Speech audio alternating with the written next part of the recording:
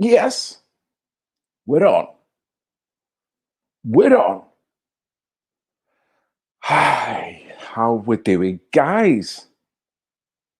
I've been buzzing. I've been anticipating this. I really have. And the comment section is well lively. Yes, double O.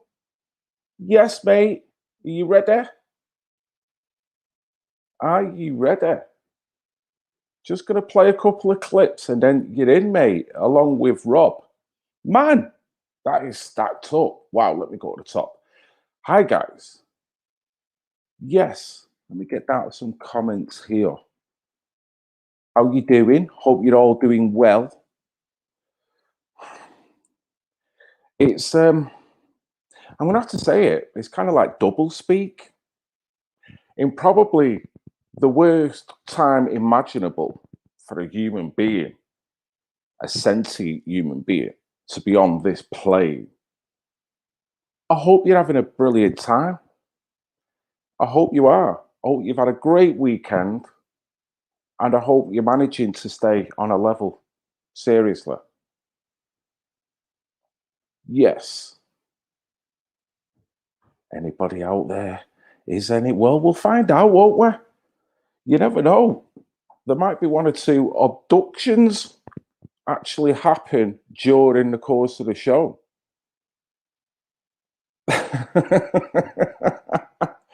Hello and welcome, guys. Thanks a lot for jumping on. My word. Thank you very much.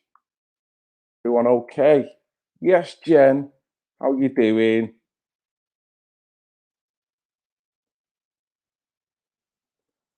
All right.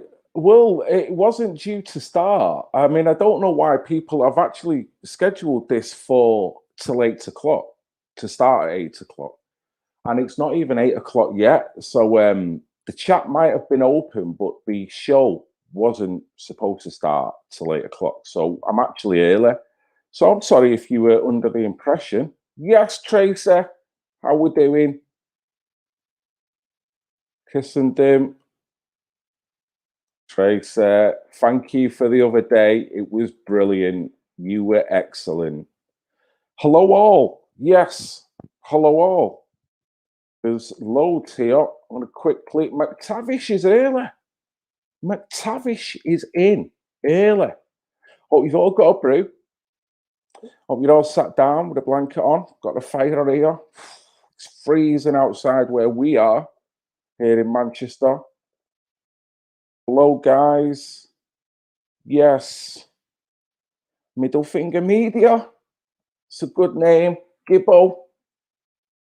We're going to chat shortly, mate. We're going to be in. Don't you worry. I'm going to send you something. Definitely. I've definitely planned. I've just got a load of videos with some vocal. I want to get through them first. And I want to say thank you to people that have been sending links before the show on previous videos in the comment section. It's been brilliant. I've been catching up on little bits and bobs. And there's a couple of stories I had no knowledge about. And this is going to be one of them that I'll be playing shortly. And what I will say is, as was all, the man that knows something knows that he knows nothing at all. Okay. So I don't proclaim to be a ufologist, mathematician, certainly not a ballistics expert. I'm not a master of chemistry, psychology, physiology, whatever you want. I'm not a master of any of them. I've got common sense, and we've all got common sense. We've all got a good set of eyes, and we kind of intuitively know when we see something that isn't quite right. That's all it is. And then quite naturally you become inquisitive, so you go down a certain hole with that inquiry. So this is only natural to actually do this. It's so natural with the brain for me to actually wander off into certain paths and think about realms that are not quite visible, as opposed to what is just mundanely there. Because I truly do believe in my hearts of hearts that the plane that we live on is only a small portion of what actually is. Now, same again, I'm not an expert in anything, but I do truly feel that. So the paranormal phenomena, for me, that all jumbles into it in some way because there's other things going on in so many different ways. And it's fascinating. And in many ways, it's more interesting to daydream about them possibilities than it is to actually think about freaking real life, to get on that. You know what I mean? With us being in a very much a narrative driven world, you know, and particularly with this topic as well, same thing applies. A narrative has been given, a narrative may be used at a later date, who knows? But fundamentally, the truth is out there. So let's have it. So hello, everybody.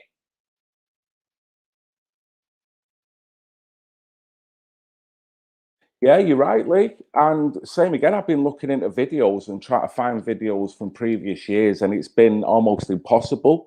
Same again, there's so much more stuff that I could get here. There's so much stuff that even I don't know about, or there's so much stuff. So tonight, it might satisfy some, it might satisfy a lot, it might only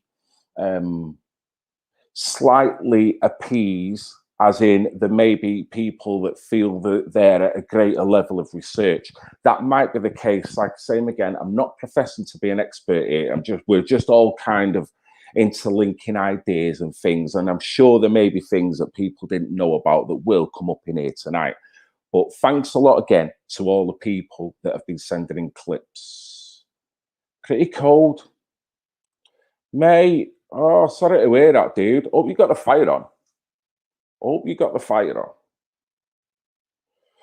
Common sense is lost on today's world. Only a few still have it. And good evening, Mr. 007. Yes. North Manchester. You're right, mate. You're right. I'm not quite north. I'm just over more easty side. But, mate, it's just as cold. It's trying to snow. It's been doing little flickers all day, really. And same again, what I'd like to do, I'd like to give a big thank you to the usual people. Katie Jane Swallow, who I owe a massive apology to.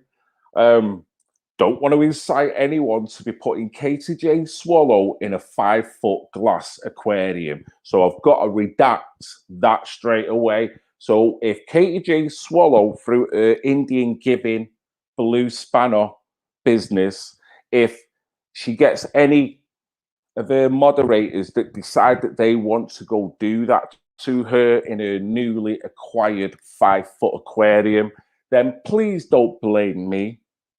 I am redacting because under the true definition of incitement, I think that comes under it. So I do apologize, Katie. Right, let me get here. Yes, Katie. I hope no one's actually. Let me get here. Yes. Damn it! Yes, Katie. Can you hear what are you doing? I was like that behind the screen.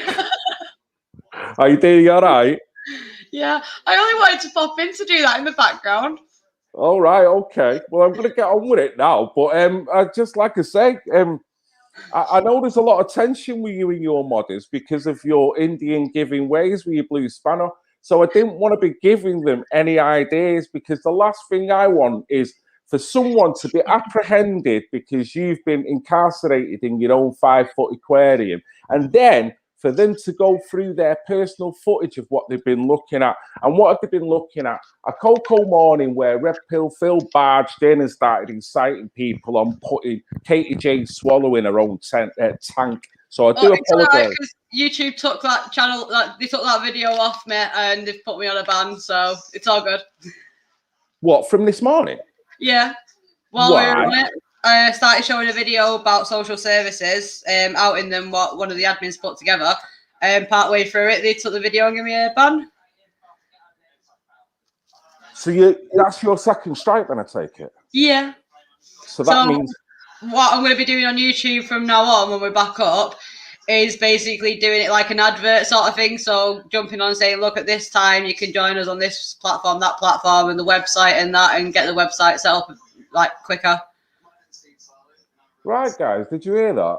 I don't know whether people actually got what was going on there. I jumped on Katie J Swallow's channel, childrensmatter.news, earlier today, where she was on with guest Shannon Binks and co-host, I guess. Amazing show. Jumped in, had a few laughs, didn't we?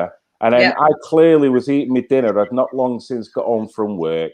I was rinsing out Katie Jane for a little bit via an aquarium and inciting all kinds of things for the modders, getting them right in the mood for doing things to it as well. And I got off, and clearly a video's been played, and YouTube have now took it upon themselves to ban her, which you've only just come off a ban, haven't you? Yeah. Right. And I know what that's like. So you're still on the probation of that. So if there's anything that occurs within that ban, you then get a second strike, which is the position you're at now, which means a 2-week ban of not posting a single thing. Yep. And a further probation date on the second strike. Yeah, exactly. If I get another one within 90 days after. So I'm literally just going to have to be run it as like an advertising thing, like what Jim Davis does, and just try and use it like that. I mean, we've got DLive working now, so it is streaming on DLive as well, which I was struggling with the other week, but that's up and running now. So we have got other alternatives. It's just trying to make sure we don't lose all the work we already have and that we've already done. Definitely, it's like backup. You got to conserve that at least so you can move forward when games stop being played. Well, we know the shenanigans. I was in this situation a few weeks ago on your channel, Kater, and then it mad when I know what your channel is all about, and I fully agree with anyone really being taken down if there's a total justification for it. I'm not a virtue signaler by any means, but the light lily livid way that they're doing this now, it's clear that they are. You actually mentioned it on the stream that you felt you were being shadow banned as well because certain things wasn't getting out there. But what I will say is, Kater, you know you've got this channel. You can get out your material on here. If you want to keep your show going, just jump on mine. I appreciate that. I mean, we've got the emergency channel as well, which this is also being streamed to, and we've got the other platforms as well. So it's not too bad. It's just the annoyance of it all, really. Yeah, of course it is. And the one thing with a lot of different YouTubers like yourself that I watch, there's a very loyal fan base that is now out there that hasn't got that outlet to go to, you know, where they've got a familiar face that does a familiar content that they can relate to and enjoy. And I know what yours were like. I mean, you were all just like, what, all? I'm saying it in a past tense, you're coming back, but it's a community of people that's now just kind of left out there for a couple of weeks. I mean, but we are going to need a bit of help with the emergency channel because the emergency channel doesn't have 1,000 subs yet. So the only way we can live it is through here. So we don't have the bonus at the minute of being able to live stream something straight from our phones when we go out. But we're going to get around that. I mean, it's just pushing us to get the website sorted more. So as soon as that website's sorted, it'll be awesome. And everyone will be able to come and build the tank with me. Well, I wouldn't say that now, actually. I can't say anything regards that tank because if anything happens, it's on my head. And I'm not having it. I can't. I'll forgive you after, don't worry. Have you got a link for your channel? Throw a link out now so people can sub to the new one if you've got it. Well, I'm in here. It'll, to the emergency channel. Unfortunately, the emergency channel doesn't have a fucking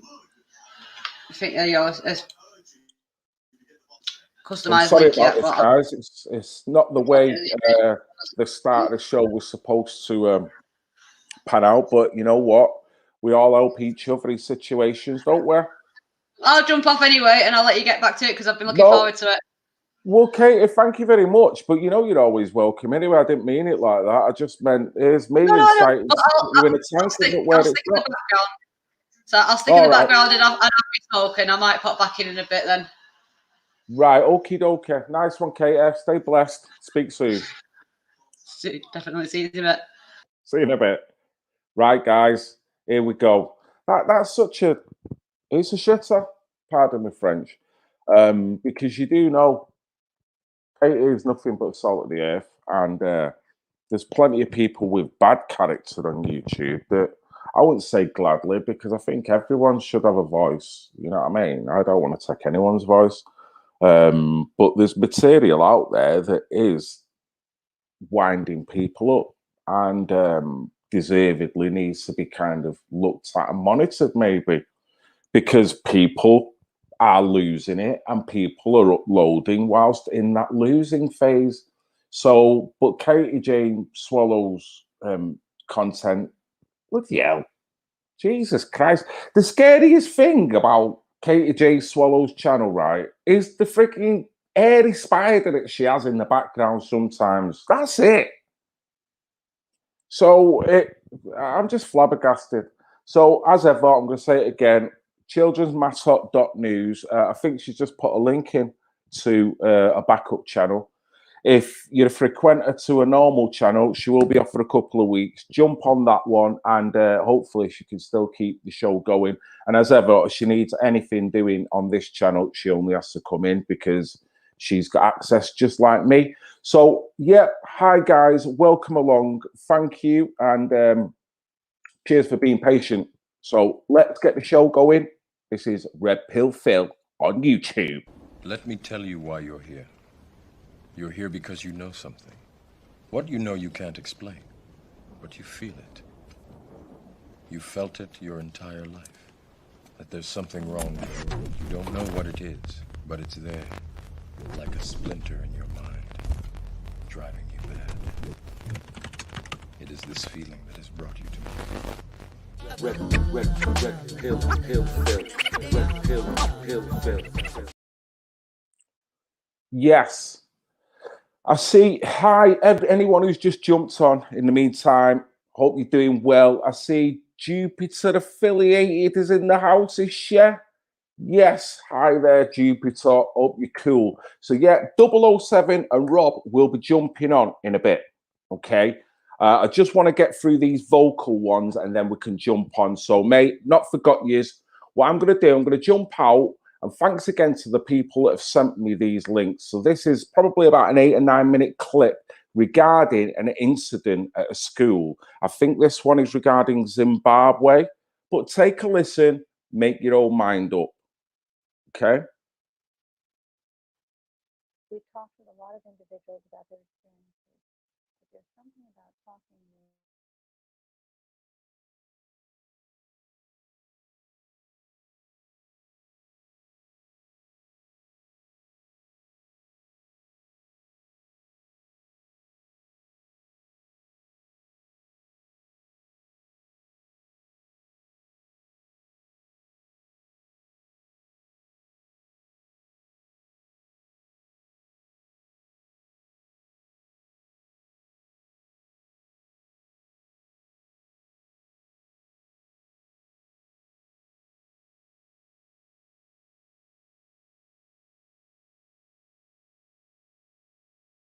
above the grass, hopping across the grass towards us. And in this case, I remember John's voice very specifically as he asked one little girl. And these were very disciplined, sort of post-colonial little children, different races with braids, very well spoken. And John said, well, what would you call these beings that you saw? And she'd say, I'd call them aliens. I'd call them alien beings. In September 1994, over 60 children from this school in the suburbs of Harare, Zimbabwe, witnessed several objects landing and two beings coming out. Just over 2 months later, John and Dominique came to the scene to work with the children, their parents, and the teachers still suffering from shock. John, who essentially specialized in child psychiatry, devoted a great deal of time to interviewing the children. Something scared you, is that right? Yeah. What scared you? The noise. What noise? The noise that we heard in the air. You heard a noise in the air? What was it like? Like a roar or a buzz or a hum or what kind of a noise? It was like someone was blowing a flute. It was scary myself. It was scary because you saw something yourself? Yes. I saw little objects hovering. It was quite big actually, and then there was little ones all around it. We saw something silver, and then we quickly ran to the logs, and we saw a silver thing, and we saw a man standing next to it. What was it little feel like when he was looking at you? I felt scared. It felt scary? What was scary about it? I felt scared because I've never seen such a person like that before. Did you see the eyes? What did they look like? They were going like that. Where was the pointy part? Was the pointy part in here, or was the pointy part up there? Up there. And what was the feeling when you looked at the eyes? It was scary. Mm-hmm. And what scary? Why? What made it scary? The eyes looked evil. Evil. Mm-hmm. And what was evil about them? Say what you mean by evil.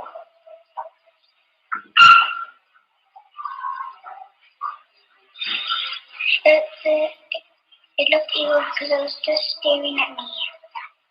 With what? Staring at you as if what? As if to do what? As if it wanted to come and take us. As if it wanted to come and take you. That was the feeling you got? That it wanted you to go with it? Did you feel like you wanted to go with it? No. Did you feel, what was the effect on you when you felt it wanted to have you go with it? I just walked away and I started crying. They came running up here in such a panic. And I mean, even if we had staged it, they could not have run all together like that. Even if we practiced it, I don't know how many times. But they came up here like a living snake. And they just came, we were in a staff meeting and we just heard them screaming, ah, and they were here, you know, and the child can't make that up. I was very skeptical in the beginning as well. Okay, right. That's a bit of a spooky look that lady's got there, but I paused it here because of this lady. Listen to what she says. She started with just saying, I was very skeptical at the beginning myself, okay? And I'm going to take it from there. Now, this is obviously one of the members of staff. I believed that they'd seen something, but I wasn't prepared to accept that it was anything supernatural or anything like that. But I think the consistency of what's been going on indicates that it was more than I was prepared to admit in the beginning. So both of them were running. One was running. That was a beautiful way. What I was prepared to believe at the beginning. And that ultimately is where we're all at with a lot of different subjects, isn't it? It's what you're prepared to believe, how far you're prepared to punch out, you know what I mean? Some people might think this topic is just out and out ridiculous. So I'm not prepared to believe that. So it depends where she was at. Now, she's heard enough from enough different individuals that are saying a very much a constant thing. Now, kids elaborate, kids talk, but they do not collude on something like this. So this obviously was something that they all collectively seen, and individually they've all got something to say on how they interpreted it. But each one of them is a phenomena in the way they've expressed it. And that's what's probably freaked this teacher out, as if to say, what? You know what I mean? Okay, I can imagine one kid's got a bit of an overactive imagination, but one after another, and, you know, so her, when she turned and said that, that's really what makes you think, wow. But it's up to you. And in the trees, and the other one was running across the ship. Because there were also trees here. Mm-hmm. The eyes were like more pointed as they came in toward the center of the head, is that? No, more circular. And this was all black. All black. Now you made pupils. Did they actually have pupils, or was it pupils were white? What? The pupils were white like that. You saw white in the center? Yes, like that. Mhm. Was he near the silver object, or was he far That from was it? On top of the silver object. Okay. And did you look at him? yes. Did he look at you? Yes, then he gave me the creeps and I took Gave you him. the creeps. Actually, in your drawing, you showed him standing up, didn't you? Yes, I had to draw him standing up because I couldn't draw him sitting.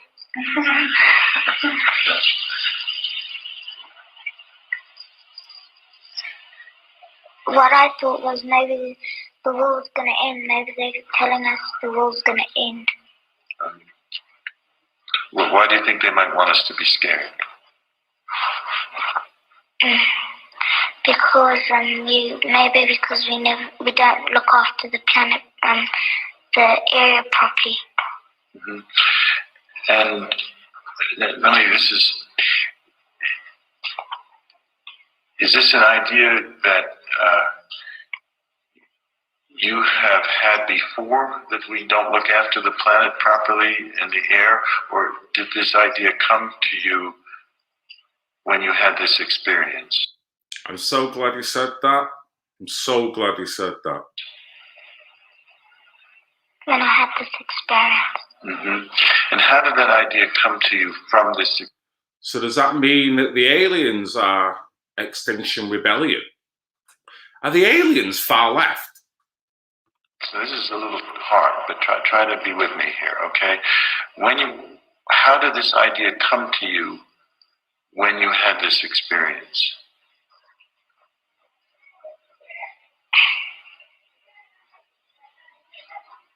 I just felt all horrible inside. You felt horrible. At what point did you feel that? When you saw the craft, or when you got home at night? Or when I got home. You had that horrible feeling when you got home? Yes. And say more about that horrible feeling, Lisa. What was it like? It was like in the world, all the trees would just go down and there would be no air and people would be dying. Mm-hmm. And those thoughts came to you. Had you had those thoughts before this experience? No. No. And how did those thoughts come to you? Did they come to you from the craft or from the man? The man. And did the man say those things to you? How did he get that across to you? Well, he never said anything. It's just that the face is the eyes. What was the sense you got from those eyes? He was interested.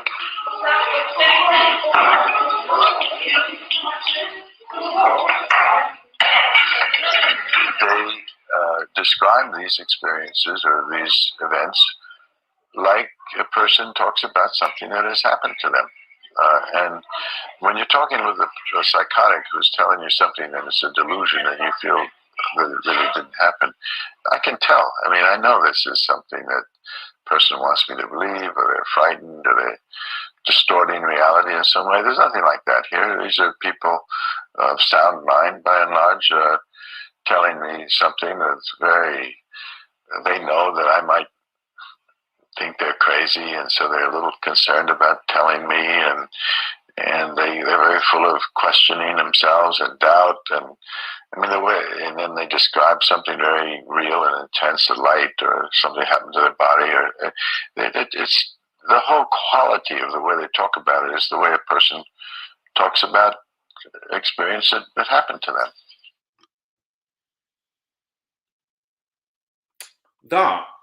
We talked with a lot of individuals about their... That was fascinating.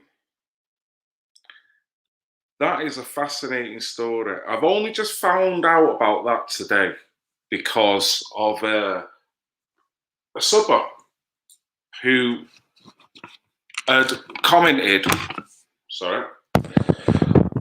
a subber who had commented on a previous video with Dr. Lee and just brought up the point. And I think I've got one more in a little bit, but I'm going to get the guys in shortly now. What was fascinating for me there was the way the kids were just telling their story. And I do agree with what this chap was saying. and he interviewed them fantastically. I felt he got the relevant information. I don't think they felt scared. And ultimately, you could tell they were not trying to make a story. They were not trying to think of what their mate might have said, so I'll make sure I say the same thing. They seem to be quite relaxed in trying to interpret their own experience. So when you hear it, and you don't just hear it off one, and then that one has told 6 people. There's a group of kids that have all seen this as a collective and then interpreted in this slightly different way that you could construe any separate individual is going to do it.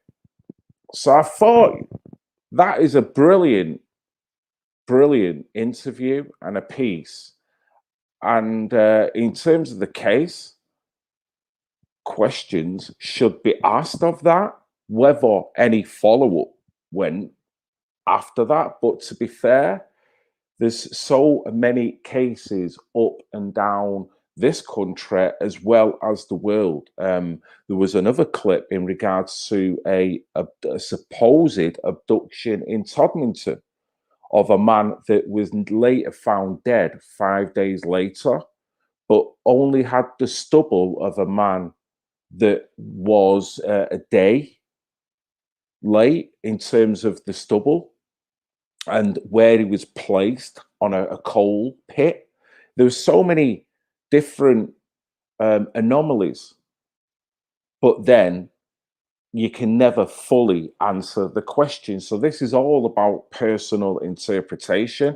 And I find the subject fascinating, and I just go off on one, but I don't ultimately jump to the go-to that everything is alien-based either, because we have got black projects. We've got the amount of money that is spent in black projects is absolutely astronomical. And supposedly, in terms of years in technology, they're supposed to be way ahead. So who knows at what point black budget meets actual interplanetary beings? You know what I mean? So it's fascinating. Yeah, I've done a little bit of that, Dom.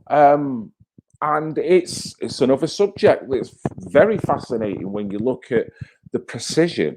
But same again, you know, are we talking off-world or on-world? Either way, technologically, you know, you don't see that with no blood and organs just removed, so clean, it's unbelievable.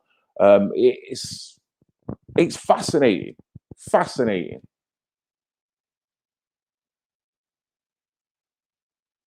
Right, so let me get rid of that.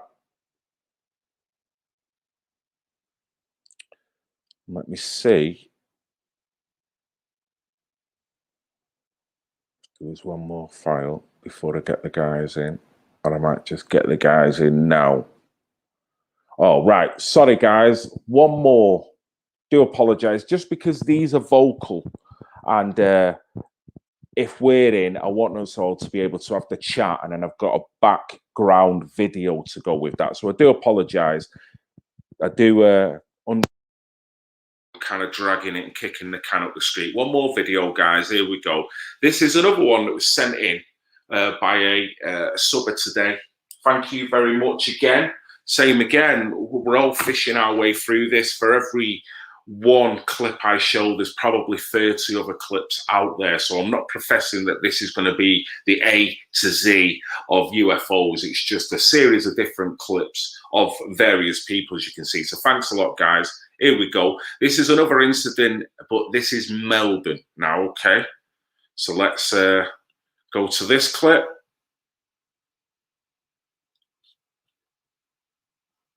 We are.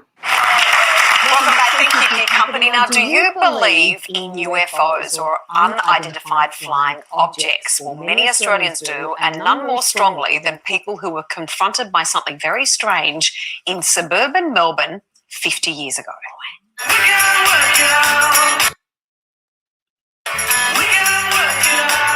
It's April 1966, and more than 200 students and a dozen teachers Two Melbourne schools are sure they've just had a close encounter. This is Australia's most famous UFO sighting. The object stayed on the ground for more than 20 minutes, then took off rapidly, and some say it was buzzed by 5 aircraft. The school children were warned never to speak of it, authorities telling them that flying saucers just don't exist. But 50 years later, witnesses insist they know exactly what they saw. Incredible. It was called the Westall Incident, and joining us now, 3 of the people who were there when they were school children all those years ago. In Melbourne, Joy Clark and Terry Peck, and in Brisbane, Jackie Argent, and also with us in Canberra, principal researcher for this UFO incident, Shane Ryan. Good morning to all of you, and thanks for joining us. Let's begin with Joy and Terry in Melbourne. Can you tell us what you saw? Yes, Natasha. I was out playing cricket on the oval at the time, and we noticed these 3 craft hovering above the school, which was a bit unusual. They definitely weren't aircraft. And then after about 10 minutes, we saw one go down into an area behind our school called the Grange, where we used to do our cross-country runs. So being a little bit of a rebel, as I was at school, I was one of the first to run through and jump over the fence and arrive at the Grange, and it was on the ground in front of me. The other 2 girls had arrived before me, and one was hysterical, Tanya, and the other girl had fainted. So I just looked at it, and after a few minutes, it just raised up above me, probably to about 12 feet, turned on its side, and went zoom straight up into the air and disappeared almost instantly. And there were 2 other craft in the air at the time. Joy, did you see something similar, and what were you thinking it was at that stage? Were you convinced it was a UFO? Look, I didn't know what it was. Yes, definitely a UFO. I was actually in science class, and we had a student had rung in and flung the door open and said, Mr. Greenwood, there's things in the sky, there's flying saucers in the sky. So we all ran down the corridor and out onto the oval, and yes, there were flying saucers in the sky.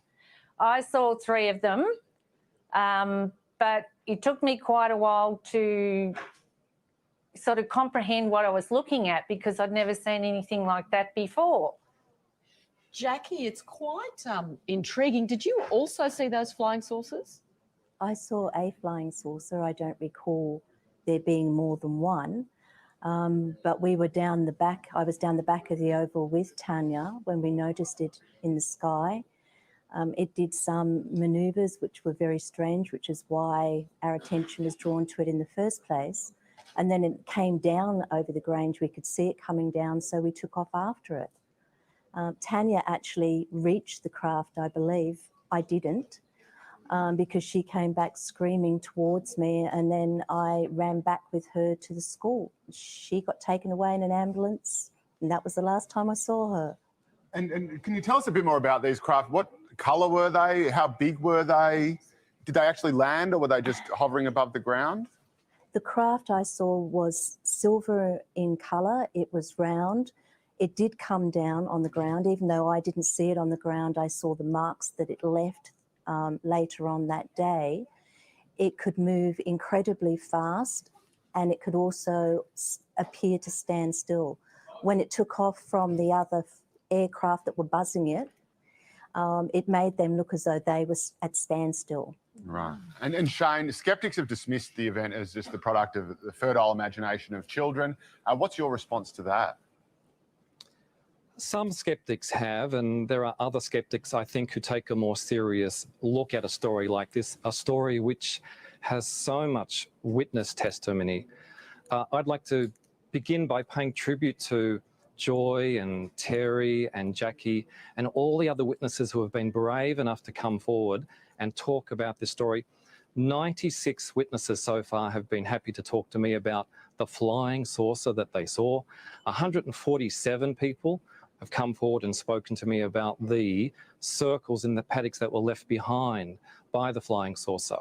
So if you just look at those numbers alone, you realize we're looking at something pretty important. Now, remember, when we talk about UFOs, obviously in the general social consciousness, people think about extraterrestrial craft. UFOs simply means unidentified flying objects. We don't know what an extraterrestrial spaceship, for example, would look like. Now, it just simply means something that was seen in the sky that nobody could easily identify. And I think we have to begin with that. Now, as interesting as a program as the X-Files is, and absolutely it is, I think this is a UFO story that all Australians need to know about, need to take seriously. Can I ask what happened to the girl? You took her back to the school, the one that was hysterical. Is it Tanya? And she went into the hospital, and then you went to visit her at her place, and they said she didn't live there. Yes, I went to her house the following day, and an English-speaking woman opened the door and said there had never been a Tanya living there. Now, the problem with that is that Tanya's parents didn't speak English to start with. I think they were Yugoslavian. So I'd been to this house a lot of times and then was told, no, sorry, you're mistaken. Oh, my God. So what's happened to her? Do you know if she disappeared? Have you had any contact with her? Do you know where she is and what happened? I have had no personal contact with her. I know one of the researchers has. She prefers to stay anonymous and not be involved in anything at all. She told the researcher that she had no recall of what had happened. And then there was a very odd story about her parents putting her in a convent for some reason that was, to me, totally ridiculous. That's it. Terry, we've seen drawings that look like a flying saucer and even two flying saucers. Can you describe for us what was there?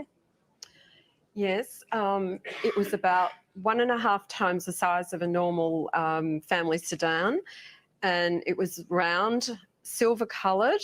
There were all lights around the bottom of it, no windows. It threw off a bit of a heat, and it was making a low buzzing sound. Did any of you at all witness anyone inside these unidentified flying objects? Did you see anyone? No. No. All right, Joy, Terry, Jackie and Shane, stay with us because we're going to chat with you more right after this short break. Now, we've heard firsthand from these accounts, but Australian authorities are actually accused of covering up what really happened. So what's the truth? Don't go anywhere. We'll return in just a moment.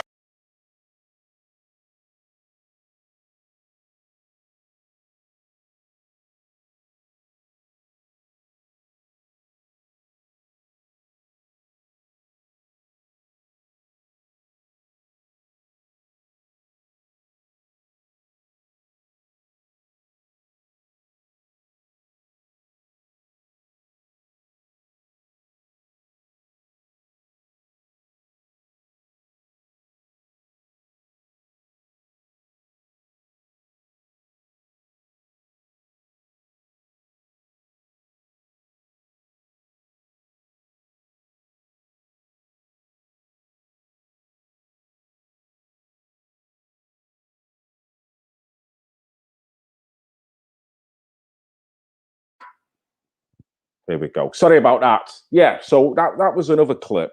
As you can see, their testimony of what they believe they saw. They're adamant after all this time. And someone mentioned, thank you, guys. Right, Rob and 007 and Steve, I do believe you three wanted to come in. So, guys, I'm going to try and put the link in. There we go. Now, this is just for them three guys, okay? As ever, if this becomes a topic that you want to discuss more and more people want to be invited and get in on this, I can do a whole new show about it, or we can go further and talk about other subjects as well.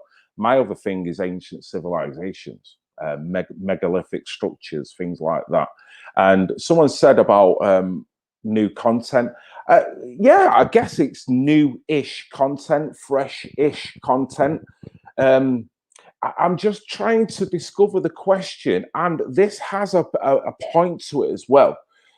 Because the big thing that a lot of people are talking about is the supposed fake alien invasion. Now, whether that is a thing or not, we know about certain operations, Bluebeam, I think. So I can understand, and with manipulation, false flags, we all know what are going on. However, what I wanted to do, I wanted to cover this on a legitimate level and ask that question, whether would it change? Is it deserved to just literally say, well, the disclosure that's coming out now on a drip, is this all part of the narrative? Or is it organic disclosure? It's fascinating. It is fascinating, but we do live in a narrative-driven world, so we've got to understand that. So I'm guarded somewhat. I'm guarded, and I will be gutted if it turns out that there would be some kind of narrative when I want to get to the truth, and we all want to get to the truth. And there's so much evidence. There's so much out there in so many different fields to ask a bigger question, and it's deserved. Yes, everyone. Okay, we have Steve and we have Rob. Have we got 007 in the house? He was here before. Right, so let's get these guys in. Okay, firstly, I'm going to get Rob in, Steve, so just bear with me a second, my friend, okay? Here we go. Rob, how we doing, mate? Hey, how you doing? Not bad, pal. Good to finally speak. I'm having to put these bloody big things on. Don't know. That's fine, mate. Have you got is the audio okay? Yeah, am I coming across okay? There's a bit of a delay. Oh, is there? Oh, what's this with this delay business going on? I've no idea what it is, mate. It's nothing on my side, I don't think, but it probably is. So let me put that out. So how are you doing, Rob? Are you okay? I'm good, dude. It's amazing to be talking to you, to be honest. That's all okay. these years. Mate, well, I don't know how long you've been following the work, but I've seen your name popping up, and I've seen that you've been, you're now a modder on a couple of channels that I regard as very strong affiliates as well. So I know you're a man of honor, mate. And this topic, obviously, you had something to say. You'd sent me a video of your own personal experience. So I basically wanted to bring you in, see if you wanted to talk about your experience and what you, where you've derived that with your opinion of the whole matter as well. We've got Steve here. I've never met this chap before, so this chap can come in. He seems that he's an informed guy on this topic as well. So, and 007 wanted a chat, so I'm waiting for him to jump on. He doesn't seem to have come in yet, but he was here before, so I don't know what's going on there. But, mate, over to you, Rob. Tell me about your experience and whatnot.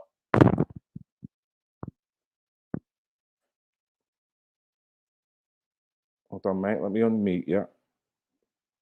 Right, you've muted your microphone, Rob. I don't know whether you can hear me. Yeah, can you unmute yourself? Twice. There. That's the problem. There we go. Keep on. Yeah, so thank you for sending me your video.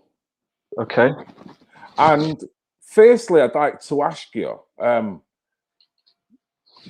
just talk about your experience if you'd like, because I know there was, as with ever with this, I don't feel it. I'll quite happily talk about anything. It doesn't bother me.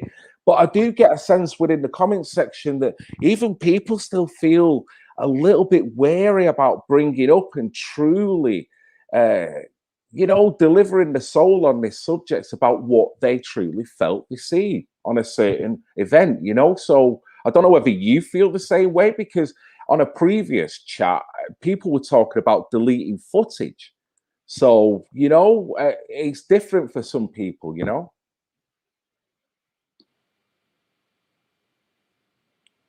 Can you hear me, Rob?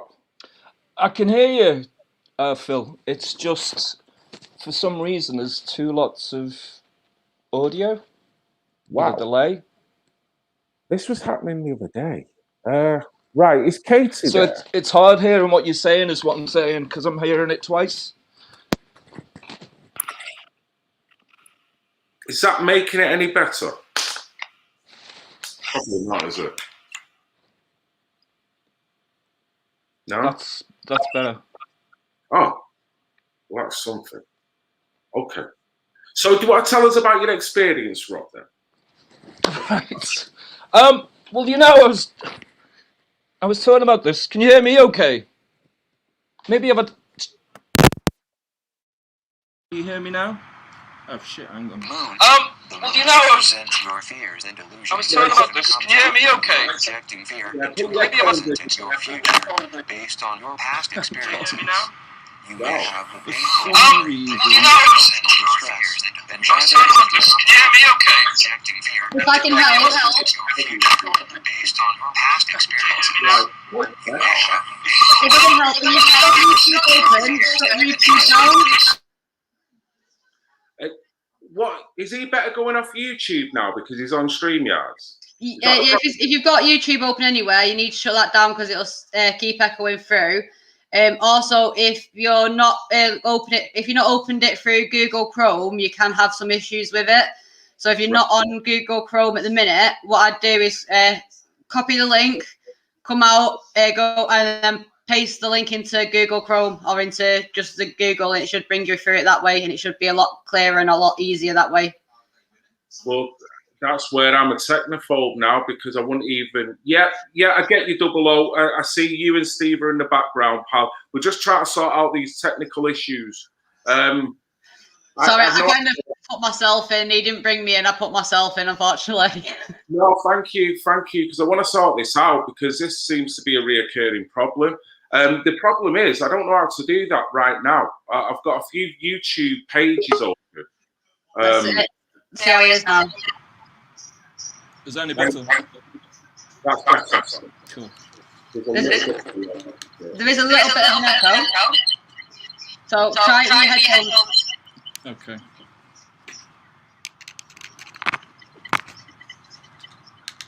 Gotta say as well, I love that How's painting that? behind you.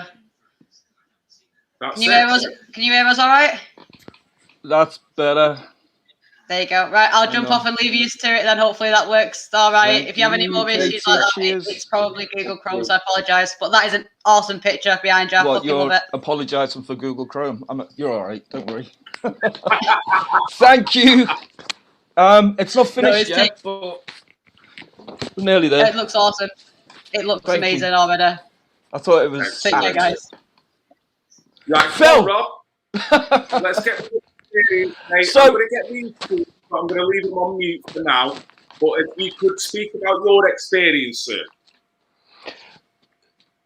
The experience, because it's occurred to me recently, I've had 6 experiences. But the one that we made a film out of was from when I was a kid.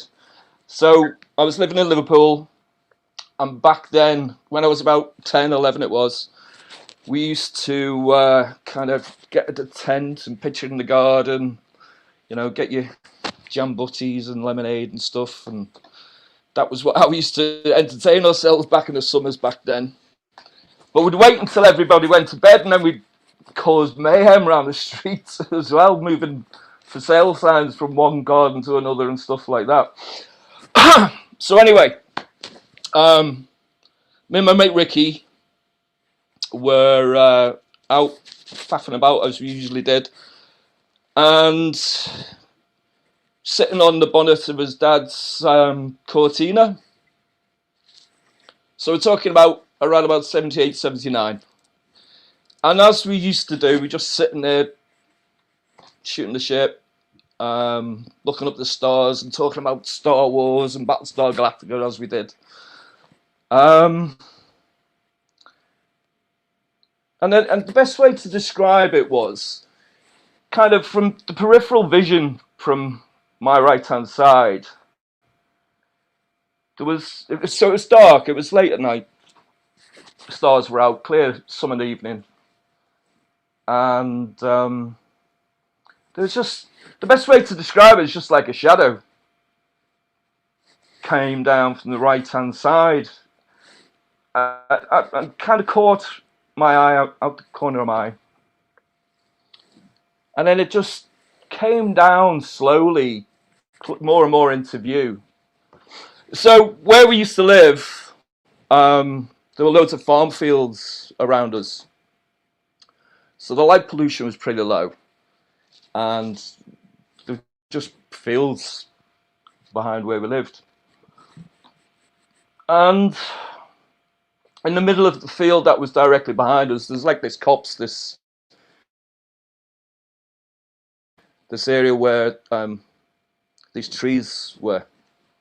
And this thing, anyway, it came down from the right-hand side, and then just... my mate Ricky saw it at the same time. And it just kind of settled above these trees. And as I say, the best way to describe it was a shadow. And so if you imagine the way a tree would blow in the wind, and you'd see the stars behind it would kind of be obscured. And that was pretty much it, but it was silent. So we didn't have a clue what was going on. And this thing must have been the size of like a bus. But again, there's no real way of determining the size because it was just a shadow. And this thing, anyway, it came down, we saw it, and it just settled. And by this point, my mate Ricky ran in, grabbed his parents, dragged them out, and the four of us were just stood there looking at this thing. And it was almost like a triangle shape.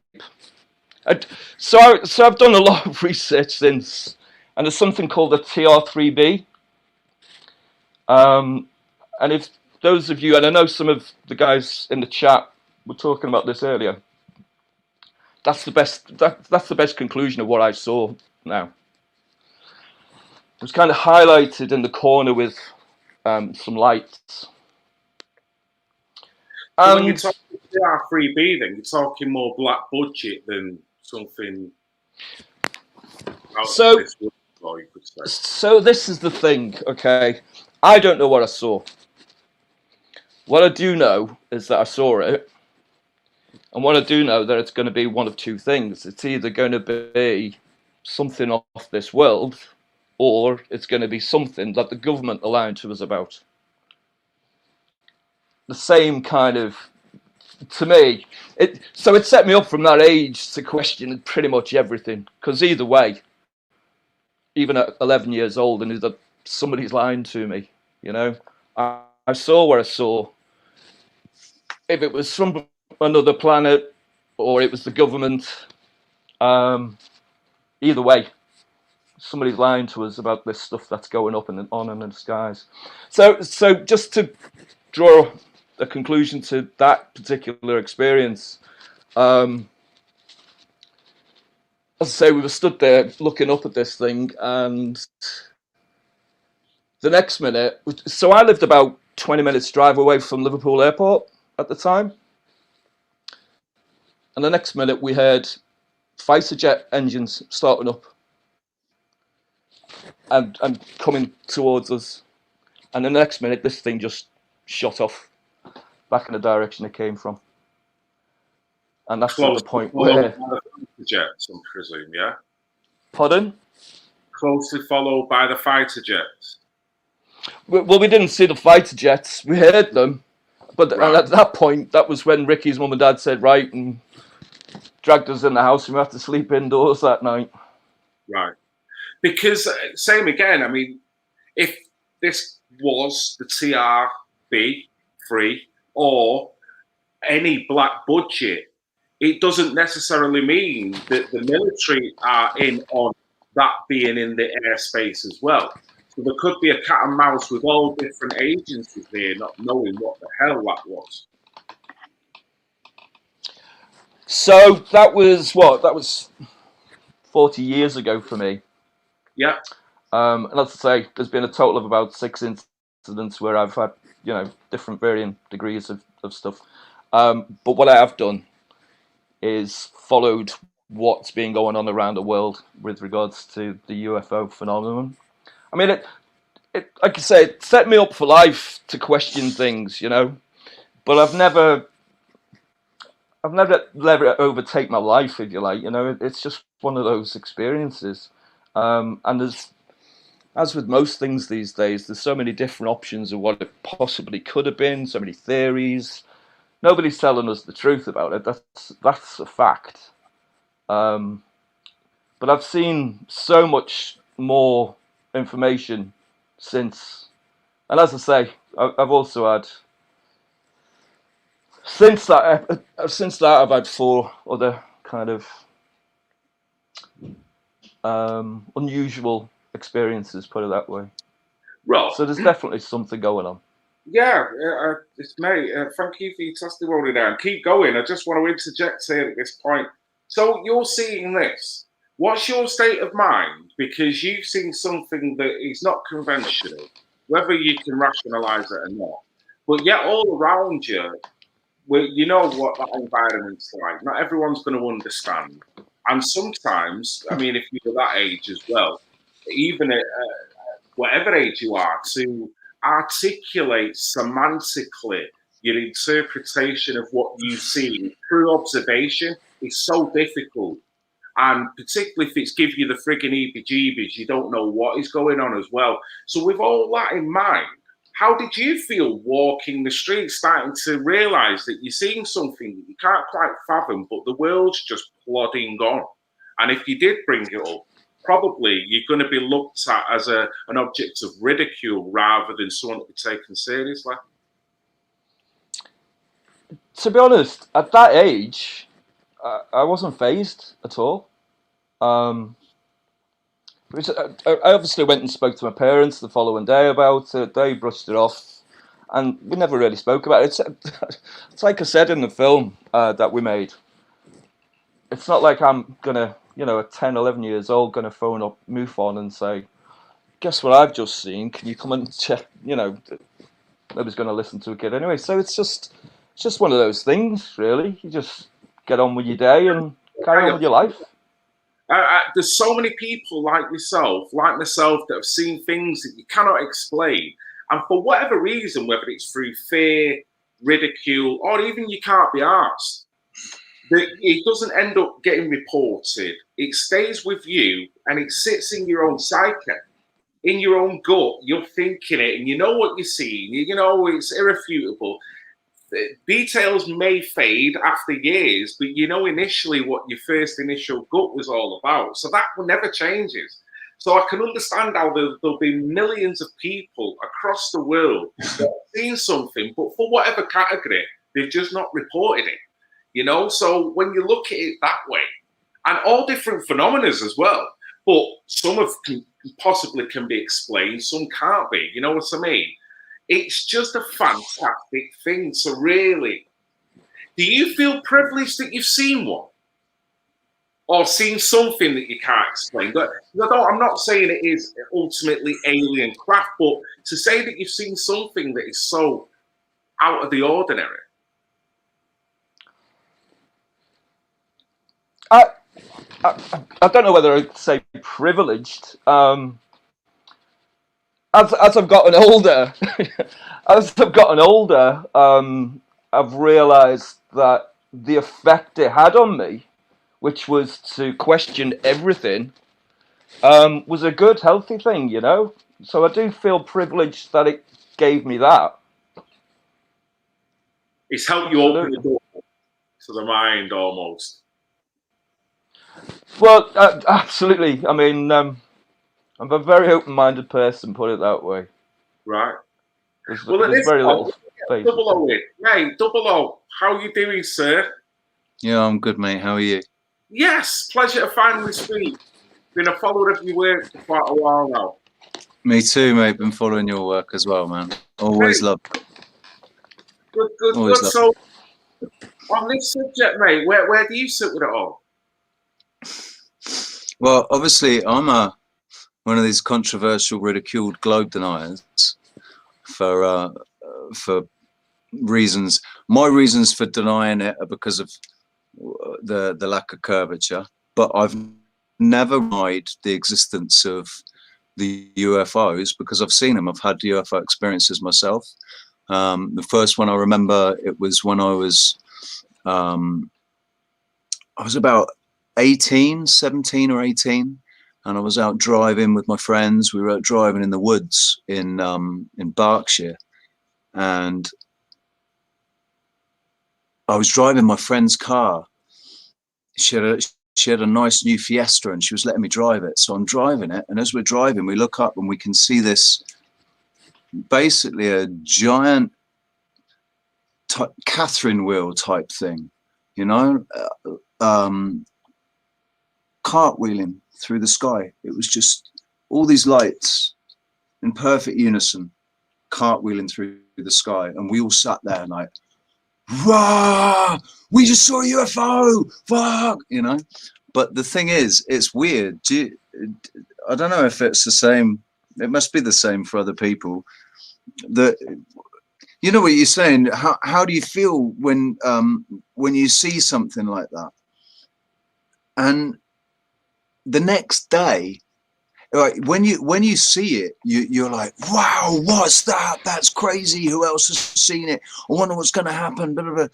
And then you go to sleep, and then you wake up the next day, and it's not quite as, if you even remember it. I mean, I don't even know if I even thought about it the next day. But then the next one was when I was in Portugal.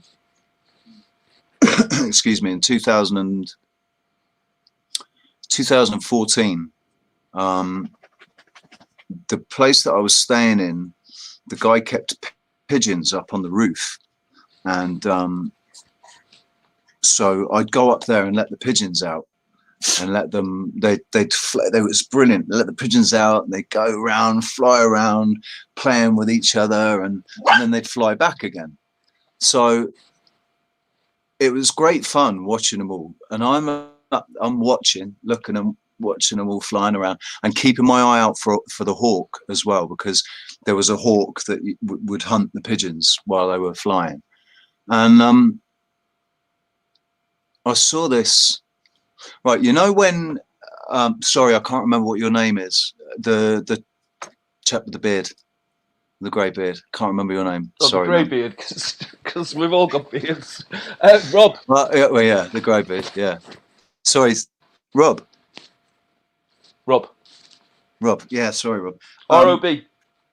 When you started, when you started talking to Phil, the video that Phil was playing was of that sort of that funny winged shaped craft that had the light on the back. That was, it, you know, it was like a plasma vortex in the back of it. Revolving right? in the middle, yeah? And Yeah. Cuba sighting. So what I saw would have been seeing that from underneath, but it was, I don't know. I mean, this is a pure estimate based on how high planes are, how high planes cruise, and how big a plane is, and how, you know, how small it looks at that height. It just looked like whatever it was must have been about 50 or 60,000 feet up in the air, but it was huge. The thing was massive, and it had that, I would say that vortex thing, that plasma thing at the back was as bright as a star. So it looked like, I mean, I would have described it as a Klingon warship. It looked like a Klingon warship. Everything about it said warship, but it flew so fast. It was unbelievable. This thing went from one end of the sky to the other in like that. It was just gone. There's nothing that we have on this earth that we know about that can travel at the speed that thing traveled, and the height and everything. I know that was definitely. Because of at the time I was already questioning the validity of the globe, and so I was already trying to reason with myself what UFOs would be, and so I thought, well, they have to be military. It has to be military. We've always been told that the military is so far ahead of us with the technology, and all the technology that we get is just it's like hand-me-downs. When they've got something better, they hand. It's like, you know, when you give your brother your phone, your brother or your sister the phone, that when you got your upgrade and you give them your shit one that you don't want anymore. That's what they've been doing with the technology, right? So, Double O, can I just pause you for a second? Yeah. Sorry, Phil. So that video you've got going on at the moment with the two orbs. Yep. I've got a video from July 2016 when I was over at my mum's that I just took on my phone, and it's so similar to that, but there's a third orb in there as well. Sorry, Double O, but just no problem. But I've got that's up on YouTube. Orbs is I've seen orbs as well. So, but high in the sky, not orbs in a room. I'm talking about big bright orbs right up in the sky. They look like stars. But some people would say, oh, that's a satellite, but it's too big and bright to be a satellite. Let's just bring you back to where you was just before Rob. There you go, that's it there. You were talking about that's like a Phoenix Lights type of scenario, isn't it? They all align and people mistaken for flares and whatnot. But you were talking about trying to reconfigure your reality back if your belief system is changed on how this played and the existence of us on it, and where does UFOs fit into that? The only one thing I would say there is, how does that fit in with what ancient civilizations have called the star people? You know what I mean? Right. And I know we can also put some of that to shamanic. I have a theory for that. Okay. It's linked to I put a link in the chat. I'll put it in again.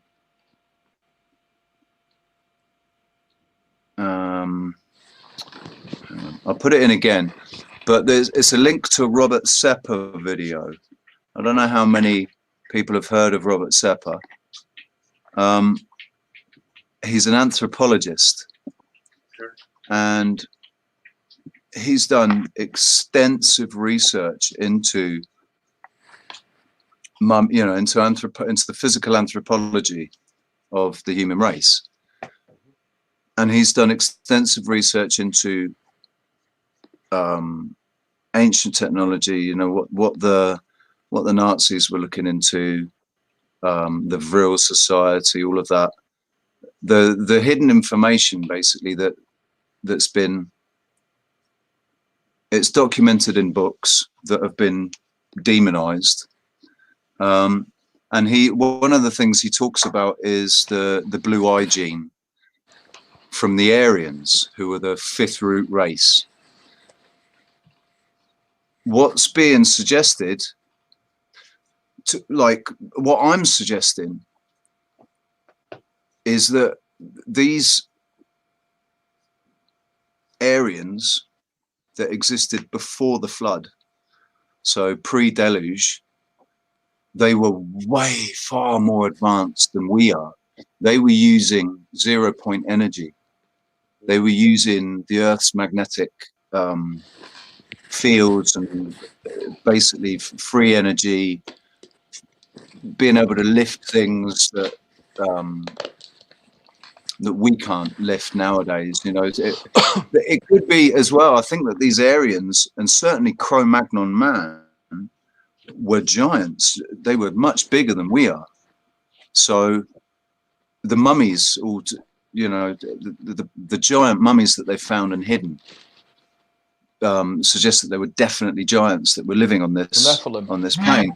But we've had giants portrayed to us as being big, dumb, fee, fi, fo, fum, you know, creatures that just want to eat humans. Well, what if these giants are actually giant humans?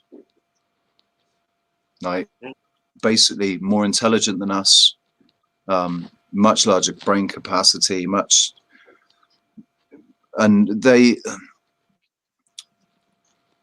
I think what's happened since, I think there have been resets that have, I don't know if they've been cataclysmic things that have just happened in the realm, you know, earthquakes and whatever, or if they've actually been engineered in some way.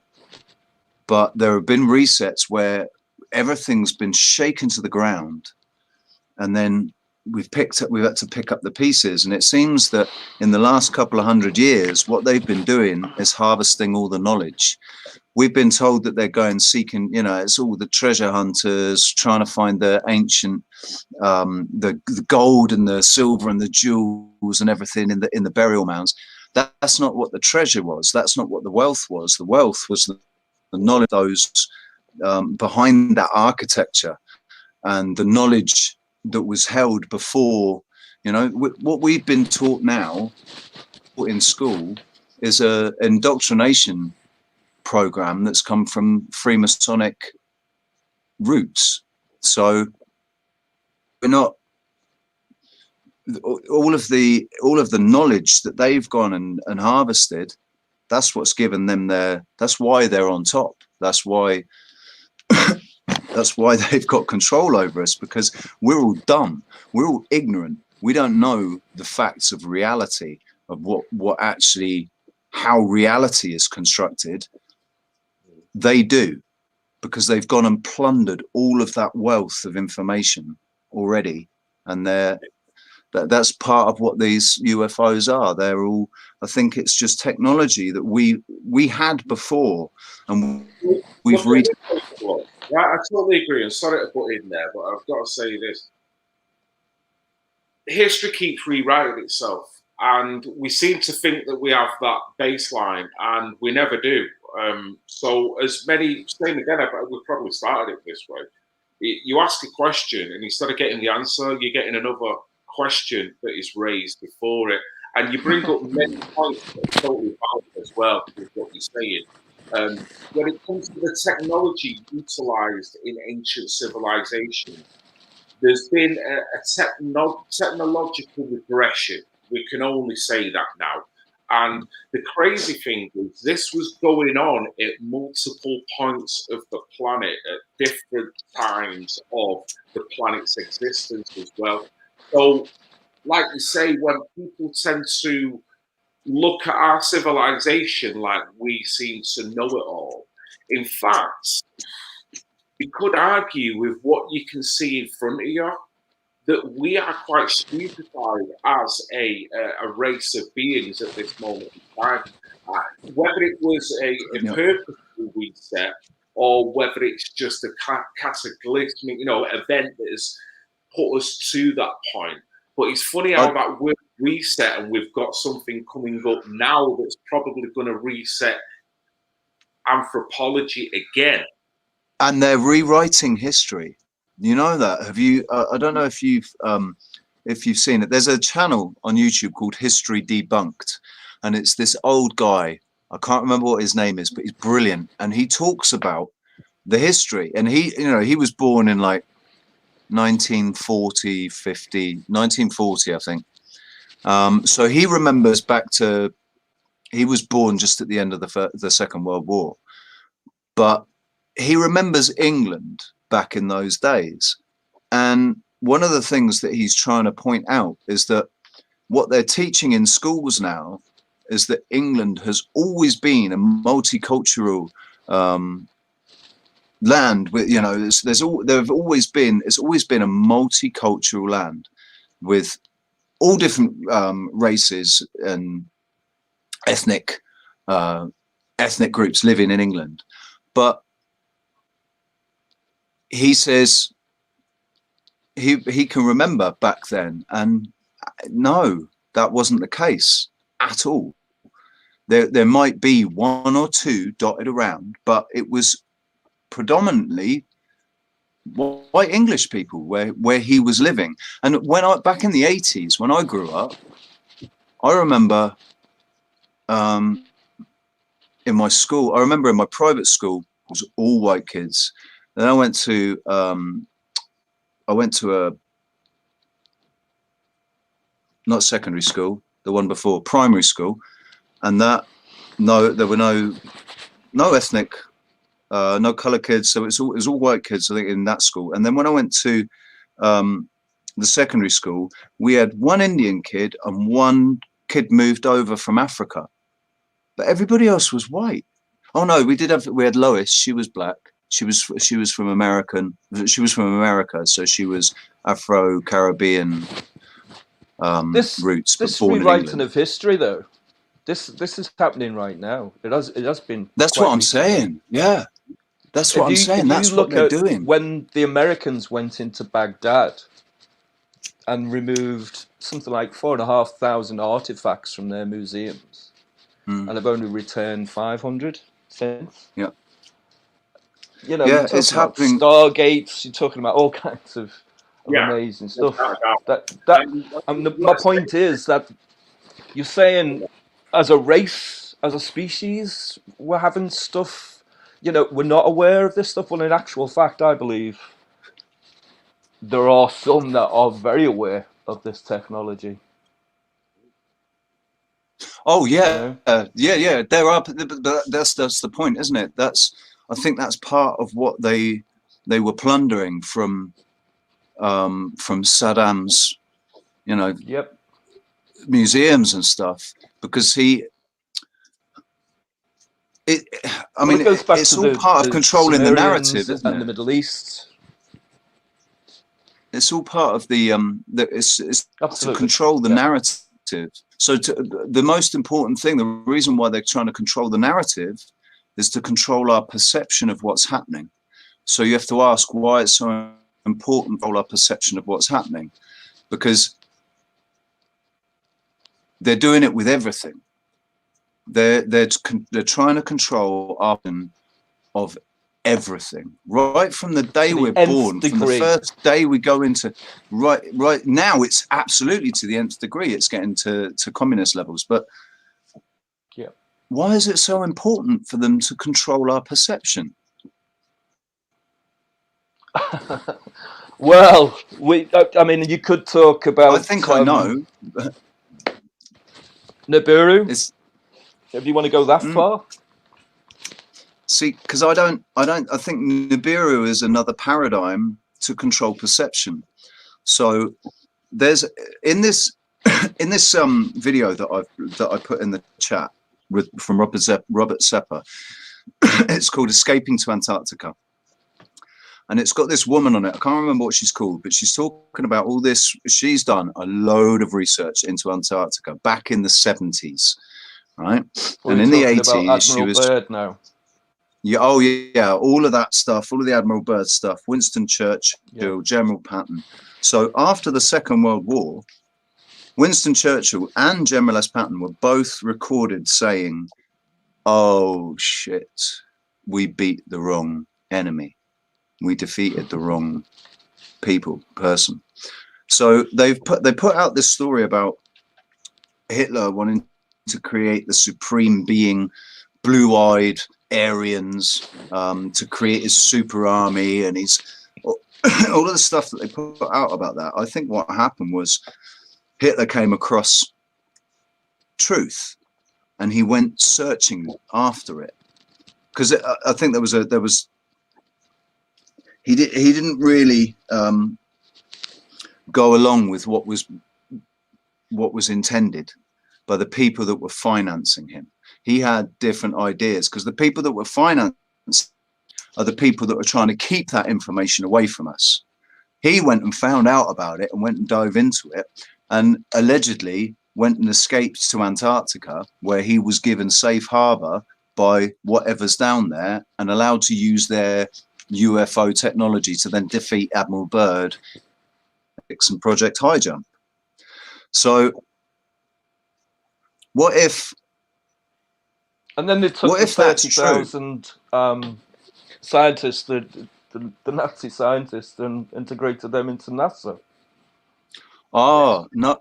Well, yeah. And there's something about, there were 3,000 Project scientists or Paperclip, whatever. was Project Bluebeam, yeah. No, Project Paperclip, sorry. Project Paperclip, yeah. But what about there were a bunch of scientists, the story is a bunch of the Nazis went to Antarctica. The people, whoever it was in Antarctica did like an assessment or a scan or something of everybody that was trying to go in, but they only let, I think it was 100 people in. They only let 100 of them in. I was talking to my mate, I was talking to Buzzacino about it last night, actually. But one of the things talked about by this woman, she said that what they discovered and what Admiral Byrd discovered was this technology, this UFO technology that can fly from pole to pole in record speeds, perform aerial maneuvers that are just unheard of by conventional aircraft. And there was all this land, and there was all this, all of this wealth of minerals and material and land and everything down there. Apparently, Winston Churchill had something to do with setting up some sort of unit that was called the Martians, right? And they went around mutilating cows. And I'm not sure if Winston Churchill actually started it, but he was connected to it. He was connected to it, right? And these Martians went around mutilating cows and stuff. They had technology that could alter the human consciousness. Double O. Yeah. To be utilized for disinformation. Yes. Yes. Right. To basically to cause disarray and panic. Exactly for that, to cause disarray and panic amongst the population. So the reason that they're covering up the UFO thing is because of that. It would be associated with the UFO thing, and they didn't want to scare everybody.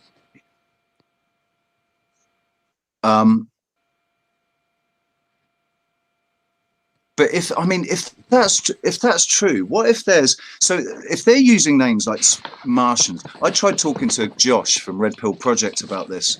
He came into my stream the other day, and I said, what if using the names, so Mars, Martian, the moon, space, all of these names have got really, really well established narratives already attached to them. So when you say Mars, everybody automatically thinks of a red planet millions of miles away, or, you know, average Joe blogs, that's what they think about. When you say Martian, you're thinking about somebody from that planet in a different, you know, not on this Earth, basically, something off of this Earth. When you think of the moon, 256,000 miles away or whatever it is. And space is this endless vacuum. God, it's just, you know, it goes on forever and there's no air, there's just planets flying around. Well, if you use those names for military operations and military projects as code names for them, then if you've got people doing things like remote viewing, which is a reality, you can do remote viewing as possible. So the CIA and the agencies have used it for God knows how long. So if they can do that, then what better way to divert everybody's attention away from anything on Earth than to say, yeah, the Martians or Mars or moon or space, when really all they're talking about is operations that are going on in Antarctica, which is a great big space. It's a huge space. Right, at this point, Double O, thank you for that, mate. Obviously, you and Rob, just jump in when you want, yeah? At this point, I'm going to bring in Steve. Yes, mate. Mate, how are you doing, Steve? Oh. Can I unmute you? Yeah. Yeah. Cool. Yeah, I'm doing all right, mate. Just on the UFO side of things, there's just jumping straight into it. There's a 180-day disclosure that was apparently passed when they passed the COVID bill. It's due in 180 days. Obviously, that was, I believe, 3 or 4 weeks ago that was announced. And then they've basically, I follow this channel on YouTube called Third Phase of Moon. And they are well up to date with everything that's going on. I've got the channel up now. I won't play it, obviously, because you might get a copyright thing or whatever. But there's a new secret man mission to Mars that nobody ever knew about. They've got under the earth tunnels all over Hawaii, stretching right like miles and miles of just underground things, tunnels and stuff. They've got what else is it? It's crazy the amount of things that's going on at the minute. There was a UFO spotted in Hawaii. That was about 3 weeks ago, I believe. It was floating around. There was a woman and I believe it was her husband that chased it for 3 miles. Ended up stopping over a lake and then just plunging into the water, and it was gone. There's footage of that. There's another channel that I follow called Gufon, Gufon. That is spot on, like well up to date with things that's going on. On his channel, he has where is it? Can't remember the name. Oh, Travis Bolton.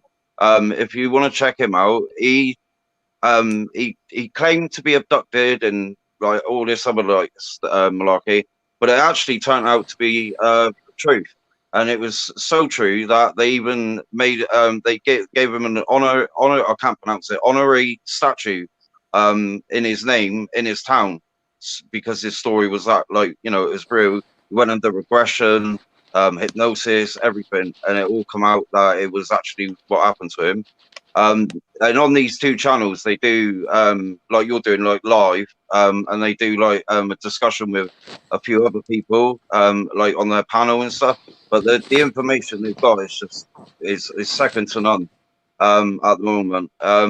There's the Third Phase of the Moon is from Hawaii itself. Steve, Yeah. have you had any personal sightings yourself? I've not, to be honest. Not gonna lie, I've not. No. I'd like to. There is. Have you ever heard of a guy called Dr. Stephen Gear? Yes.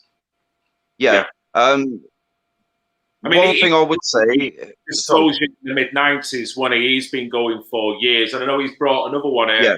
Encounters of the Fifth Kind. I've not managed to see it yet, Yeah. but I know he's very excellent in his field, and there's a lot of credited people around him. Yeah. I'll never forget in Yeah. the 90s when they first done the Disclosure Project, the amount of eminent naval staff, you know, NASA staff, they all come out and spoke at the side of him in a press conference for at least a month in front of congressional people. But I don't think he got too far. But, you know, it just shows. Do you know why it didn't go any further than that?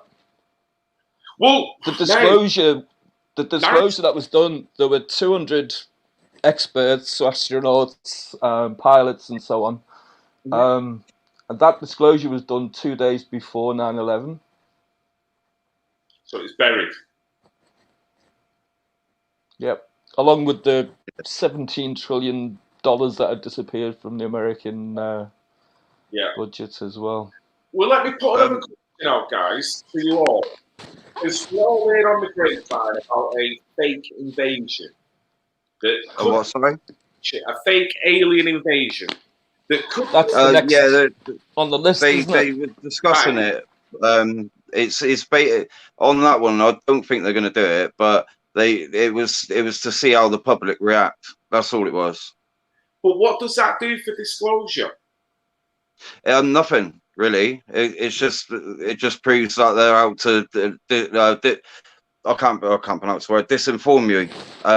It's basically like what it is. If you there's a YouTube clip of what's in Dubai.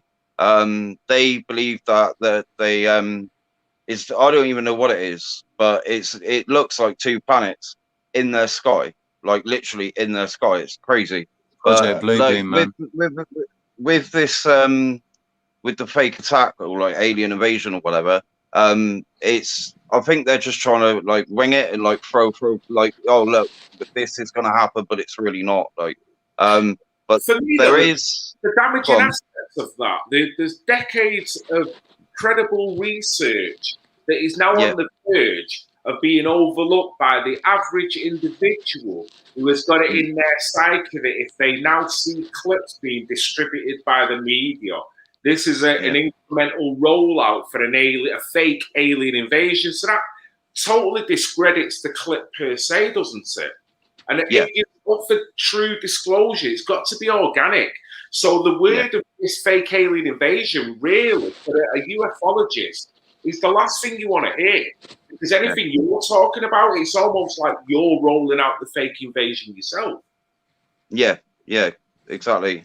Well, But anybody that has actually got any credibility is going to be associated with that as well, and goodness knows what, you know. That clip you just had on with the black sooty vapor trail, I've seen two of those on the Isle of Man here as well. And to be honest, Phil, I didn't want to start going into the speculation and the theories as much as my actual experiences, because none of us know, you know, whatever the truth is about to be, we all know it's been spun to us anyway. But my experiences, well,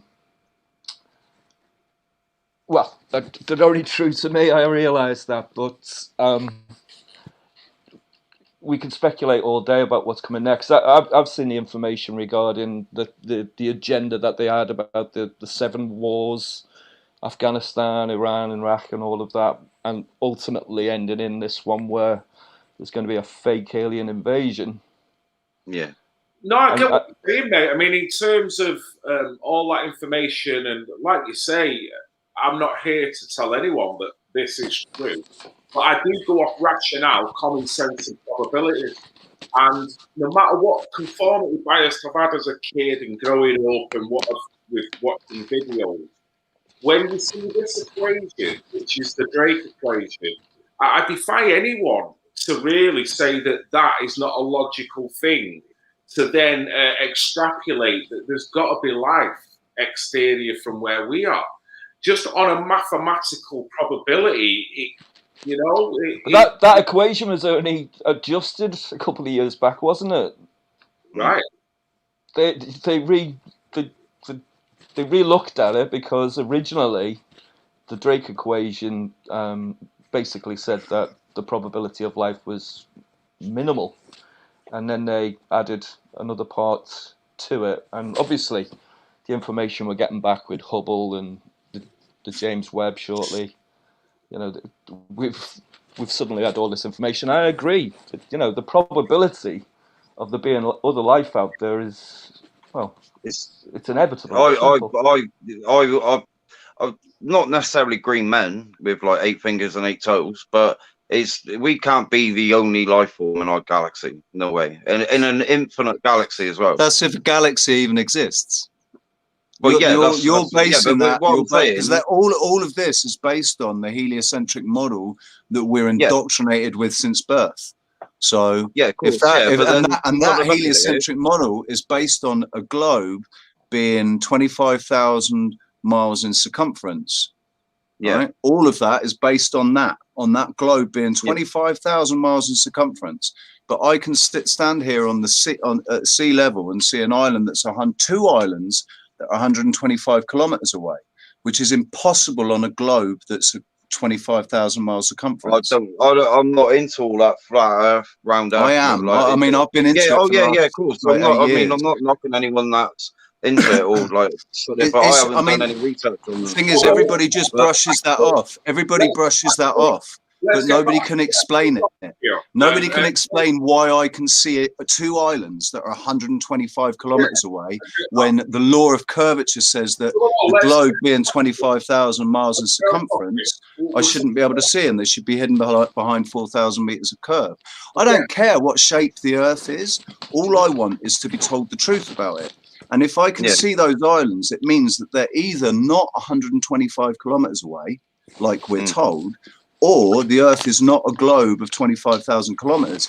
Either way, they're lying. Either way, Yeah, but then how do you know that they're 125 kilometers away? No, that's what I'm saying. I don't. Yeah. No, I know Oh, right. because of the map. Because that's what it says. That's what they tell us on. Whoa.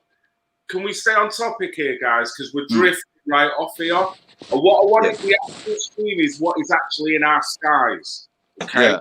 Not about of course. what's going on outside. So I don't mind dipping into it, but I don't want to go digress. The only reason I brought it up is because everybody's talking about aliens as if they're from different planets, but you really need to remember that they might not be from different planets. They might be from this one.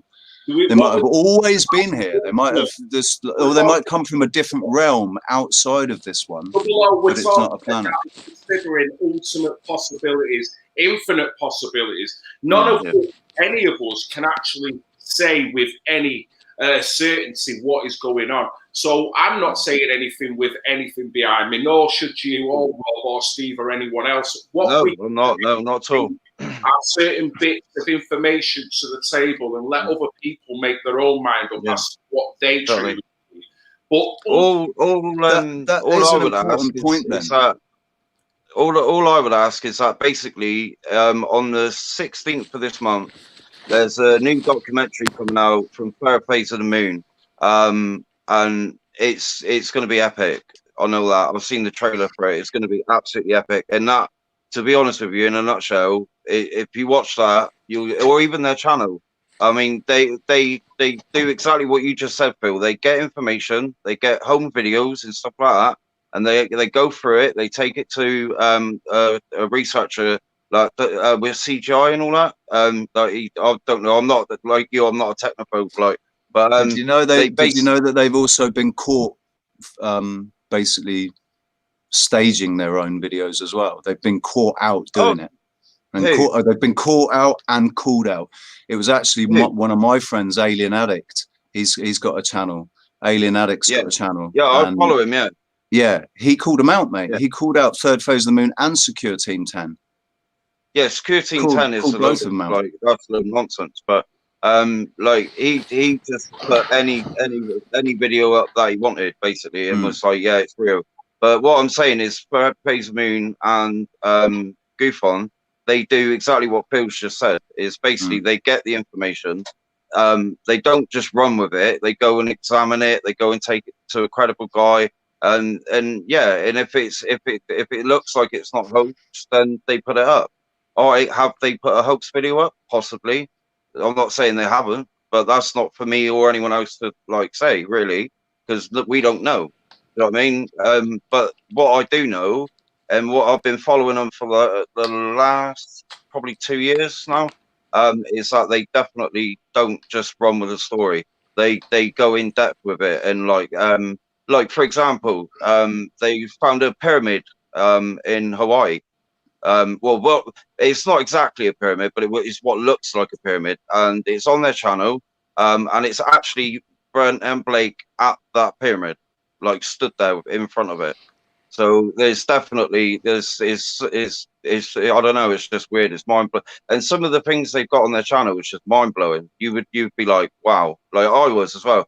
But I always ask this question. I always say that if for example, right, I'm just going to go with if now, right? If aliens are real, if spaceships are real, yeah, then when they come here and they look at us, what do they think? Because they can get to us, but we can't get to them. Do you see what I mean? So what must they think of us? That's probably like why they come to, like, why haven't we gone there? But who knows? I mean, who knows? Who says we've not gone there? Yeah, exactly. That's what I'm saying. Nobody knows. So, you know, and even with this 180 day disclosure, like I was saying to the person in the chat, PS, I didn't say it was like going to be this, that, and the other. It's just a disclosure. They could just like the TikTok event. They could, you know, they could just bring that up and be like, well, there you go. Do you know what I mean? And that's your disclosure. But other than that, it's no specific. Oh, they have to go down that route or they have to go this way. Can I just stop you for a sec, Steve? Yeah. Because you brought up the Tic Tac, and you know, as I said, we could go round in circles going through theories and opinions. Course, yeah. But that was, you know, this year, wasn't it, or last year, I should say. That was announced. It was published in the papers, but yeah, you're right. On the news, and it's been disclosed. But the fact is that they withheld that information since 2007. Yeah. So that's almost it was only 14 years remember now since they had that information. So and there's been the 12-year plan that they had over in America, where they've just announced that. But and it's all been kept secret from us, and all of the people that have been trying to get this information out there have been ridiculed and be called conspiracy theorists and everything else, when in actual fact they knew the truth, that the Tic Tac itself existed. Yeah. Yeah, we've exactly. all been letting well, them the know thing that is, just to jump in quickly. Oh no, what was it? No, go on, carry on. I've got to remember what I was going to say now. My mind just went blank. I was looking at what Phil just brought up.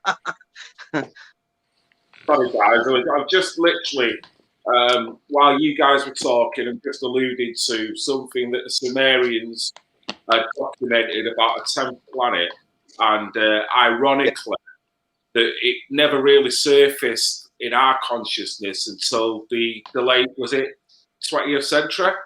Until they discovered what is regarded as the 10th planet. It's the same again. How did they find out about that? What would that take in order for that when it comes to technology regression, or whether we started off at a certain point? And, you know, the ideas are endless. There's no full way of determining the full truth here.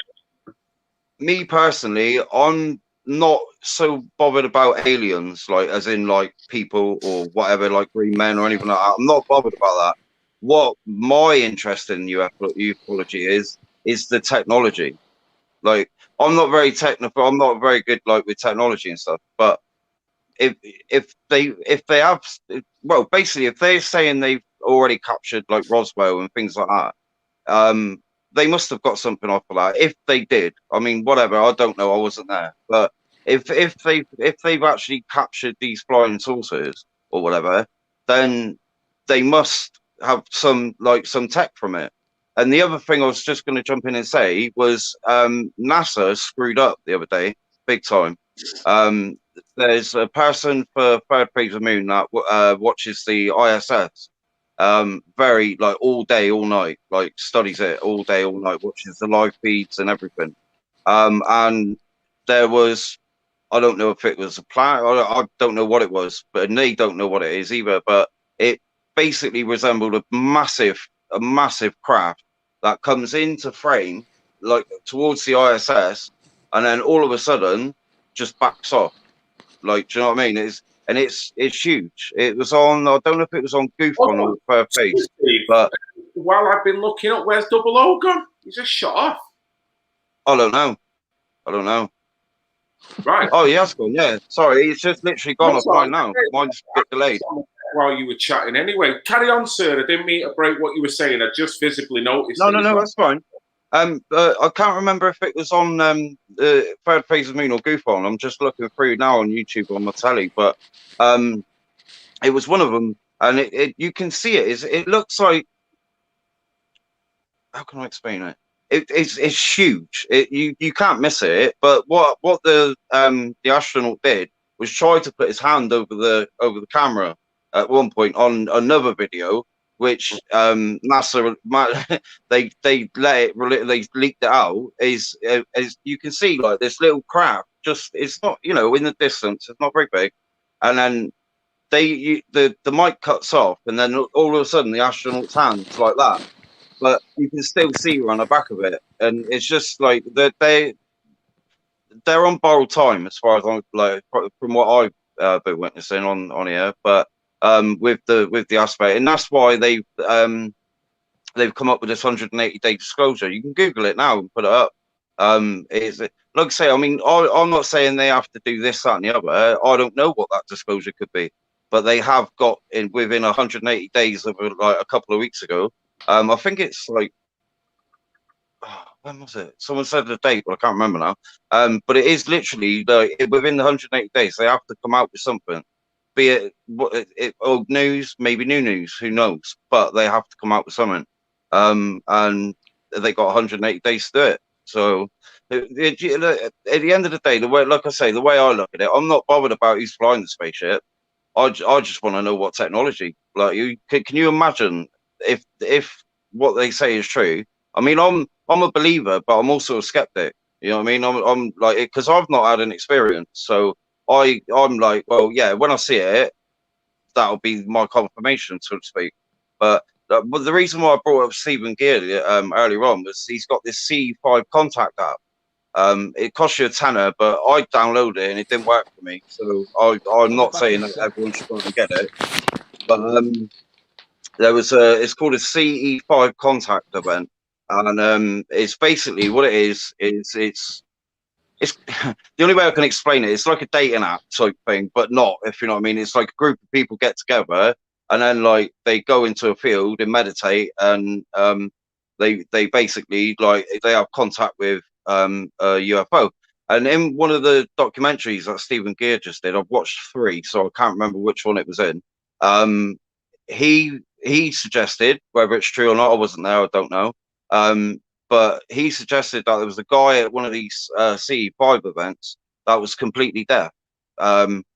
They did the CE5 contact. A spaceship came in, took a photo. There's what looks to be like a ghostly figure behind him.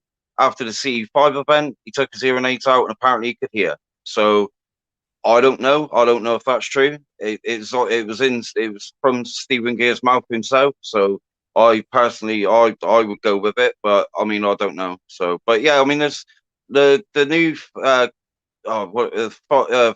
Contact of the Fifth Kind or whatever it was you said, the new documentary that's just come out. I'm gonna sit down tonight and watch that. So yeah, but I mean, I personally have been like, I've always been into UFOs and stuff, but like from probably like a teenager. But like I say, to me, we cannot be the only planet in the whole of the whatever's out there with life. You know what I mean? It's to me, that's just impossibility, really. Do you know what I mean? Because why are we born in that case? If we are the only living civilization, then why us? You know, the funny thing is with me, Steve, is that I truly know that the spirit that's within us and the body, we're not using it to the full potential. We know we can utilize the body and everything around it in such a powerful way. Yeah. I have no idea why we have not found that out. I've got it feels like many eminent, intelligent academics know more about what we truly are. And you could actually argue they've probably tapped in to ancient civilizations and probably tribes as well in order to ascertain that information. So what I'm saying is the modern day man, we're so far behind and lagging that I do believe that we're looking at something that we know has got something to do with us.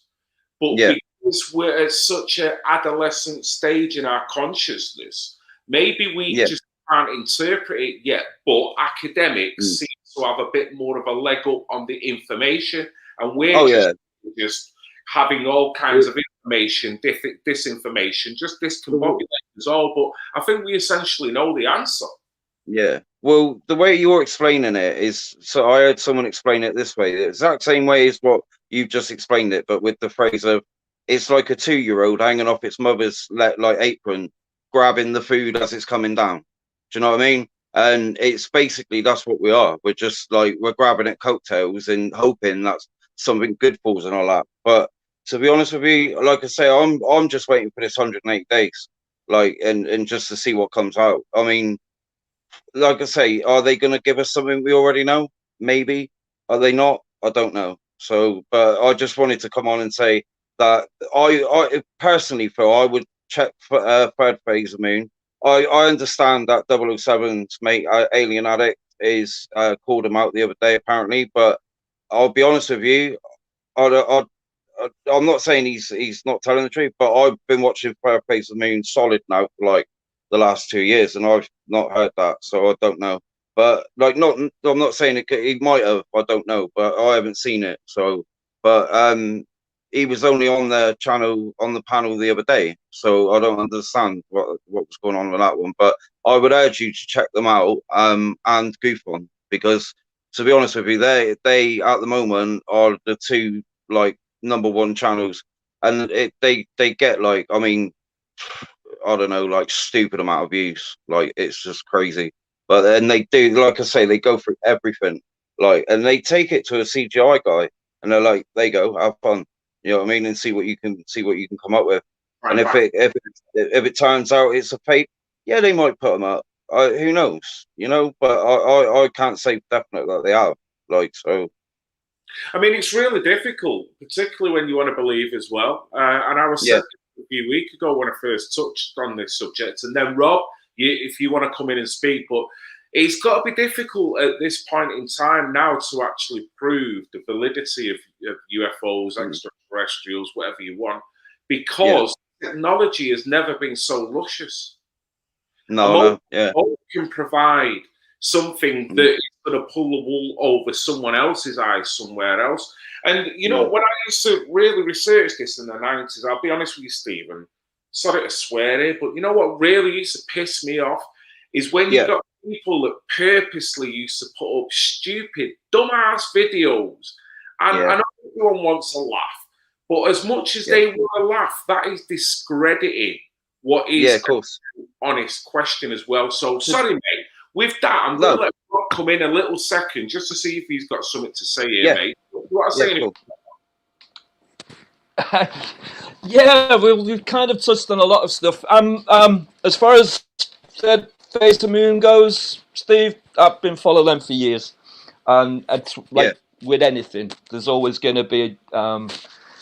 You take everything with a pinch of salt. It's as simple as that. But we don't need to go on about that. What I wanted, you touched on something I'd hope we'd touch on, Phil, and it goes back to my open-mindedness, I guess. But I was chatting to a guy. He appeared on Joe Rogan, the Joe Rogan Experience, a year or two ago, and I ended up chatting to him. Dr. Barry Smith, and he's a professor at London University. Now, he believes that we've got 33 senses. So you've got your normal 5 senses, but in addition to that, he believes, and he's doing a lot of research into it. And the conversation I ended up having with him, it was around my artwork and how I go about doing what I do. But we've untaught ourselves so much. You know, we've got the abilities that we have that are latent and just dormant within us, and we see the evidence of that right now. You know, we've been dumbed down, our education system, all of this stuff. I'm a Reiki practitioner. You know, we have all these abilities that we have that are just ignored these days, you know, and beyond being ignored, it's we're being talked out of it. Yeah, and I believe that we only use. I believe we only use about 30-40% of our brain. Steve, sorry, mate. 1 second. Let me just say this, and then you jump in. It's almost like a vessel, isn't it, Rob? If you know what I mean. We're not running as a clean, efficient energy source here. In terms of the brain working in conjunction with the body, in working in conjunction with harmony with the earth. Now, that might sound very lefty by saying that, but I think if we had all them three, the triangular kind of sections sorted, we would be in true harmony, if you know what I mean. Yeah. But yeah, there's so many different ways why they're doing that. Sorry, Steve, I just have to make that point. No, that's fine, mate. You've just basically said what I was going to say anyway. Like in a way, I believe we don't use our full brain like to the full capacity. Like we're not firing on all cylinders, basically. Because like if the sorry, Rob is the guy who was saying that was on the Joe Rogan show. If he's right, then that's clearly true. We're not, you know what I mean? Like obviously, if there's 30 odd more senses, then we only know 5. We're way out of whack. You know what I mean? Absolutely. Yeah, absolutely. We've all got quiet senses. We all, how many times have we looked across the street and someone looks directly at you? You know what I mean? What do you call that? Is that coincidence?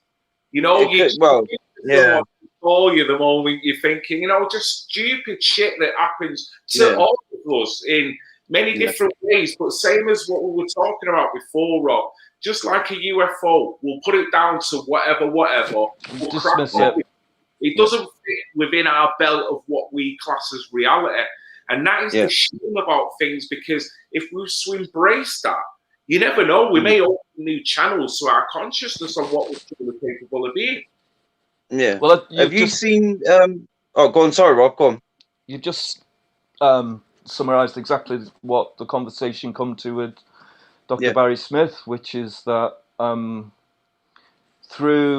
meditate, I've done breath work and pranayama, Indian breath works and stuff like that. Once you start allowing these things to open, certain aspects of us that are laying dormant, it's amazing what you start to see. I mean, we spoke about UFOs through doing Reiki and any. Hello? I think he's froze. You there, Rob? I'm here. Hello? Rob, he's been abducted. See you a lot. He's like, don't take me. Don't come for me. You don't want me, mate. Oh, he's back.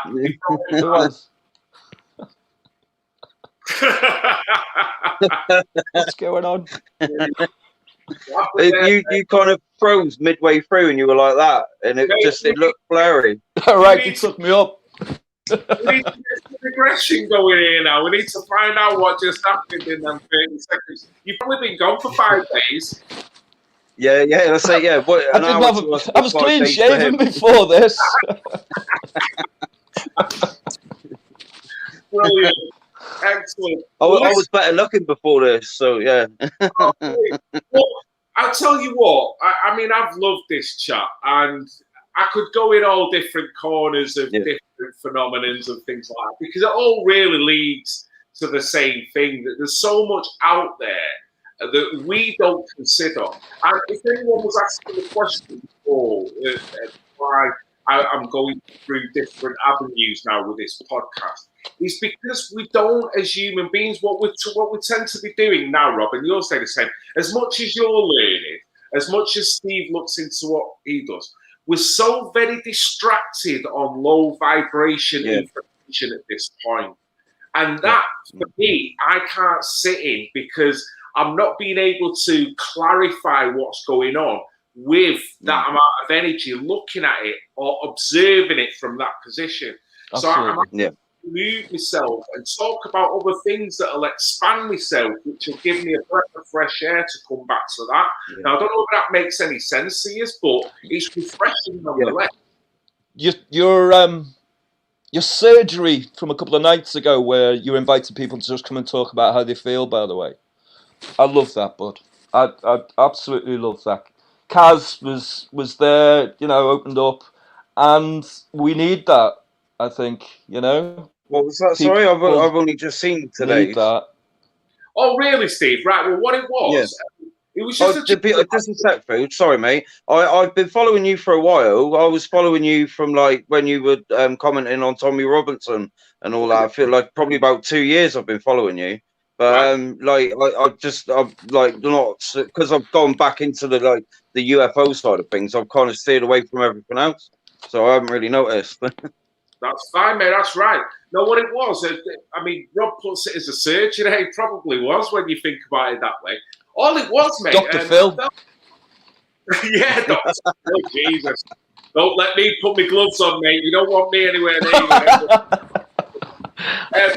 But what it was, Steve, I just had this thought that everyone, we're at such a critical low now, critical mass low, on the way we feel, that what we're interpreting, what's happening around us, and the uncertainty about the future.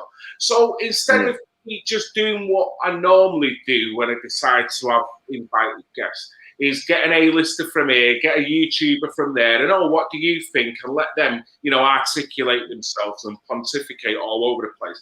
That's great. And normally what then goes along with that, you get people that interact on the comment section, and we might interact, we might not, because we're too busy engaging. I thought I'd flip it the other way, Steve. Not have anyone who's kind of notoriety, but just engage and invite, literally throw the link out to the stream and say, if anyone wants to come on, whether you want to show your face, whether you don't, all I want to do is for you to express yourself on how you feel at this moment in time. The main point of fact is that mental illness and anxiety, divorces, arguments, abuse is all off the chart. And definitely. My mental health's just gone through the pan because my dad passed away Valentine's Day last year of COVID, and it hit me like a kick in the balls, to be honest. But it was unexpected. I mean, he went in on the 12th of February. By the 14th, he was gone. Like, you know what I mean? It was that quick. But he did have underlying issues. Like, I mean, he was COPD, like brittle bones. He had like Parkinson's and everything. Like, he even onset dementia. But like, I mean, he was like, he was ill. But yeah, and then obviously with the lockdown and that, I haven't been able to do what I would normally do, like go for a walk. Because to be honest, I live in Devon, and it's just, excuse my French, but it's fucking stupid down here, mate. Like you walk in the park and you're getting a like £100 fine. You know what I mean? Even though you're allowed to go out for exercise, work out now. So I mean, it's like I'm sorry to say this, but I live on the Isle of Man. Yeah. I got pissed on Friday. Went out, listened to a mate playing in a band. It's like back to normal there, isn't it? Right, hold on here, right? Let me fucking speak. Rob, if I knew you were going to come out with that and rubbing it in everyone's nose that you're now out on the latch, you wouldn't have got on this stream, mate, I'm telling you. So, like, one comment away from a block-in. I'm sorry, mate, you carry on with that. Remember the low vibration we're all going through. You're not rising it by telling us you're getting pissed. Just don't say you have pie and chips to go with it. I don't drink. I don't drink anymore, to be honest with you, or I very rarely drink. So it was a big deal Friday. Let's get on that briefly. How was it for you to go out? What was that feeling like? I know it sounds really crazy in the 21st century. Well, exactly. It was a lot quieter than I thought it'd be. I thought everybody would be out. It was the first Friday evening after the lockdown had been lifted over here. I think we've spoke briefly. We've been on the news. We're all over the world because we've just, come out of this lockdown and we can all hug each other again. But it was great. As I say, a mate of mine, their band was playing. I'd kind of put a loose invitation out to a few people to say I was going to go and have a beer. A few people come and joined us. But it was quiet. It got busier later on, but it was nice being able to let our hair down and just seeing people smiling and interacting with each other again. Sorry to rub it in, but that's right. But yeah, me and Phil normally let our hair down. You don't want. I'm really not going to piss you off, or I'll let mine down. Mine's down to here. Right, you'll show it off. You just like show I'm it. going to do it now. You ready? You know what I mean? That's all right. You could donate some to us. There you go. Look at It'll match my beard anyway. If your beard's grey, bud, absolutely. Look at that. That is a full head of hair, mate. I was going to say, that's some hair on him, isn't he? Hey? Look at that shiny bit right. Look how shiny that is. Them days are gone. See, I normally just have a goatee. I normally don't have a beard because I look like Krusty the Clown. Like big ball patch. If there's one way or one reason why I want to get abducted, I don't want anally probing. Just sort my hairline out. Do you know what I mean? Do you think that's what they'll do for you? Drop me back 5 days later on a fucking coal pit with a full head of hair looking like Rob. Like me. Yeah, exactly. Yeah, exactly. Maybe that's what it is. Maybe I was abducted. Yeah. He was abducted 2 minutes ago and he had a full head of hair when he come back. That's just appeared in that 2 minutes. Listen, guys, I'm going to cut this. This is all a fiction. This is all a Matrix. It's all make believe. Don't worry. Do you know what? Sorry, Phil. Go on. I was just going to say, I'm going to kind of call it a wrap because it's been a beautiful stream. We'll have to do this again, but I'll let you speak and get your kind of last words. And if you've got a platform that people can follow you on, any details, you go, mate. Well, just to touch on something, what Rob just said, the Matrix. Apparently, there's loads of footage. Like, have you seen the planes stuck in midair? And like the birds that are stuck in midair and are just there.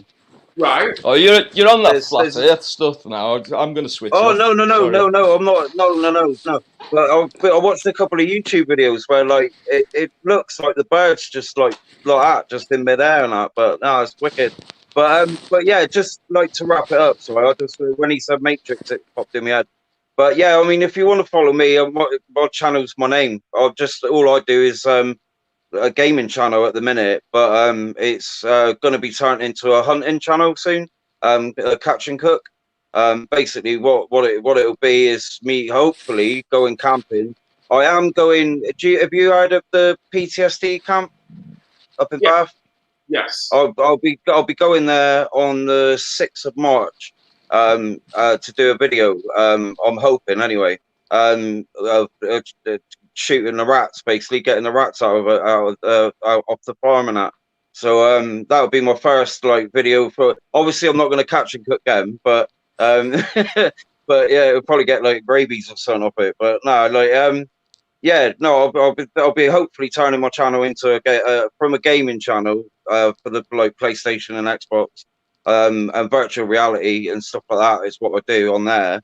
But I'm going to be turning it into a hunting channel soon. So yeah, I mean, if you want to follow me, it's just my name and the green logo. Excellently, mate. Listen, thank you for your participation, your patience, and your company, mate. It's been great having you on. Great to meet you. Yeah, cool, mate. Yeah, we'll do it again sometime. Thank you. Nice one, mate. Sir, you take care, mate. Speak soon. Bye-bye. Right, Rob, mate, do you want to finish off? How can people reach you? I know you're a multiple modder, aren't you? Yeah, I'm kind of at a bit of a loss at the moment, though. Janine, Dolly Daydream, she's been taken down, hasn't she? Yeah. I heard. Well, I mean, she didn't really want me to say anything about that, but she told me about it, and you know, it's not even making sense. It's been rampant recently, eh? Well, yeah, there's obviously a massive purge, but it's not even a rational purge now. I mean, it never was to begin with. But I could understand the rationale behind it, even if I didn't agree with the rationale. But now, there's two people that they've taken off that you think, you what? They're both light channels. Katie Jane Swallow. This past... Yeah, Hobbs. Dolly's been taken down. Rob's let the cat out the bag. It's only for one strike. I think it's a week. So she'll be back. Week. Yeah, she'll be back. I didn't realize. Yeah, so it is what it is. I think we're all going to get a hit, aren't they? At some point, mate. I think if you're not getting hit, you're doing something wrong at the moment. It's true.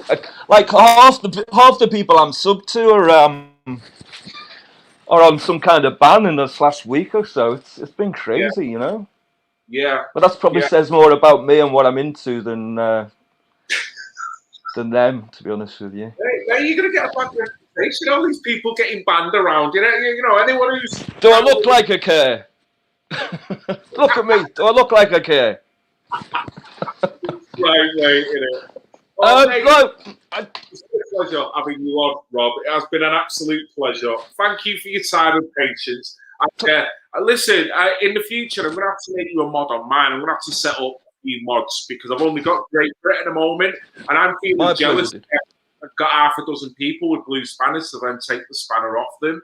So I think I need to employ people and then unemploy them. You know what I'm saying?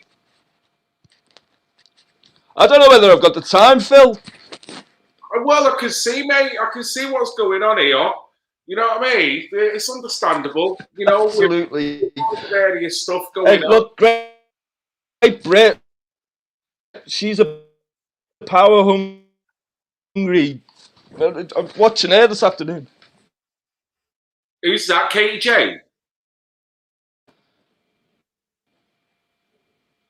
Was that Katie Jane you're talking about there, mate? Right. I don't know. There's a bit of a delay going on. Right. Probably sorry, couldn't hear anything from you for a minute then. It's all right, buddy. No problem. Listen, thank you for your time, Rob. Thank you for relaying your personal experience as well. Makes us all the stronger for getting it out because a lot of people will relate on there now and then they can go away and do their own set of thinking on things. In terms of the stream, I hope people have got it either way. Some people have come on here and give a little bit of a ridicule, but it's up to them. But yeah, mate, it's been a pleasure, mate. Thank you very much.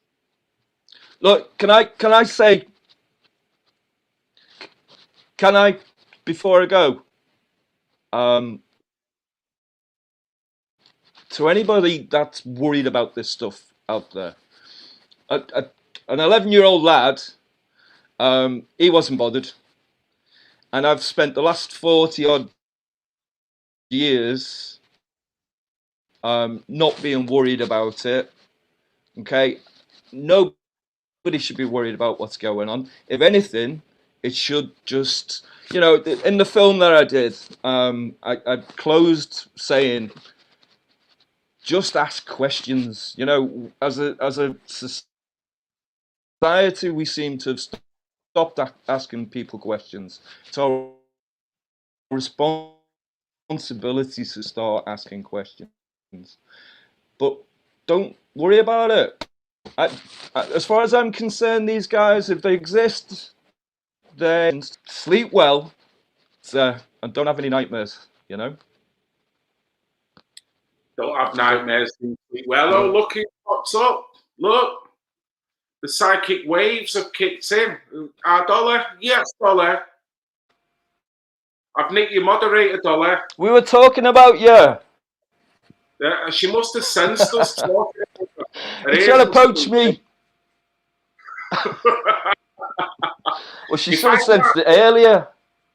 Mate, if I can't taste my food later tonight, I know she's put an EBGB on me. That's all I'm saying. I just hope she's in the background there, just you know what I mean? There'll be dolls with pins in it for a pair of us.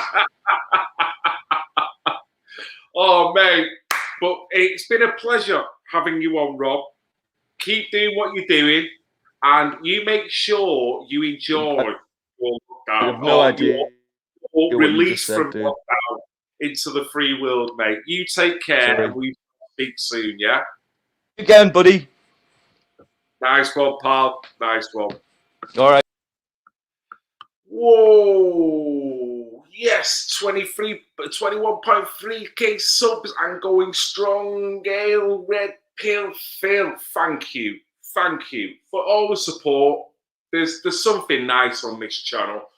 It's a nice channel where everyone can come and it's a public court of opinion. Not everyone has to share the same opinion. Not everyone is at the same point of information.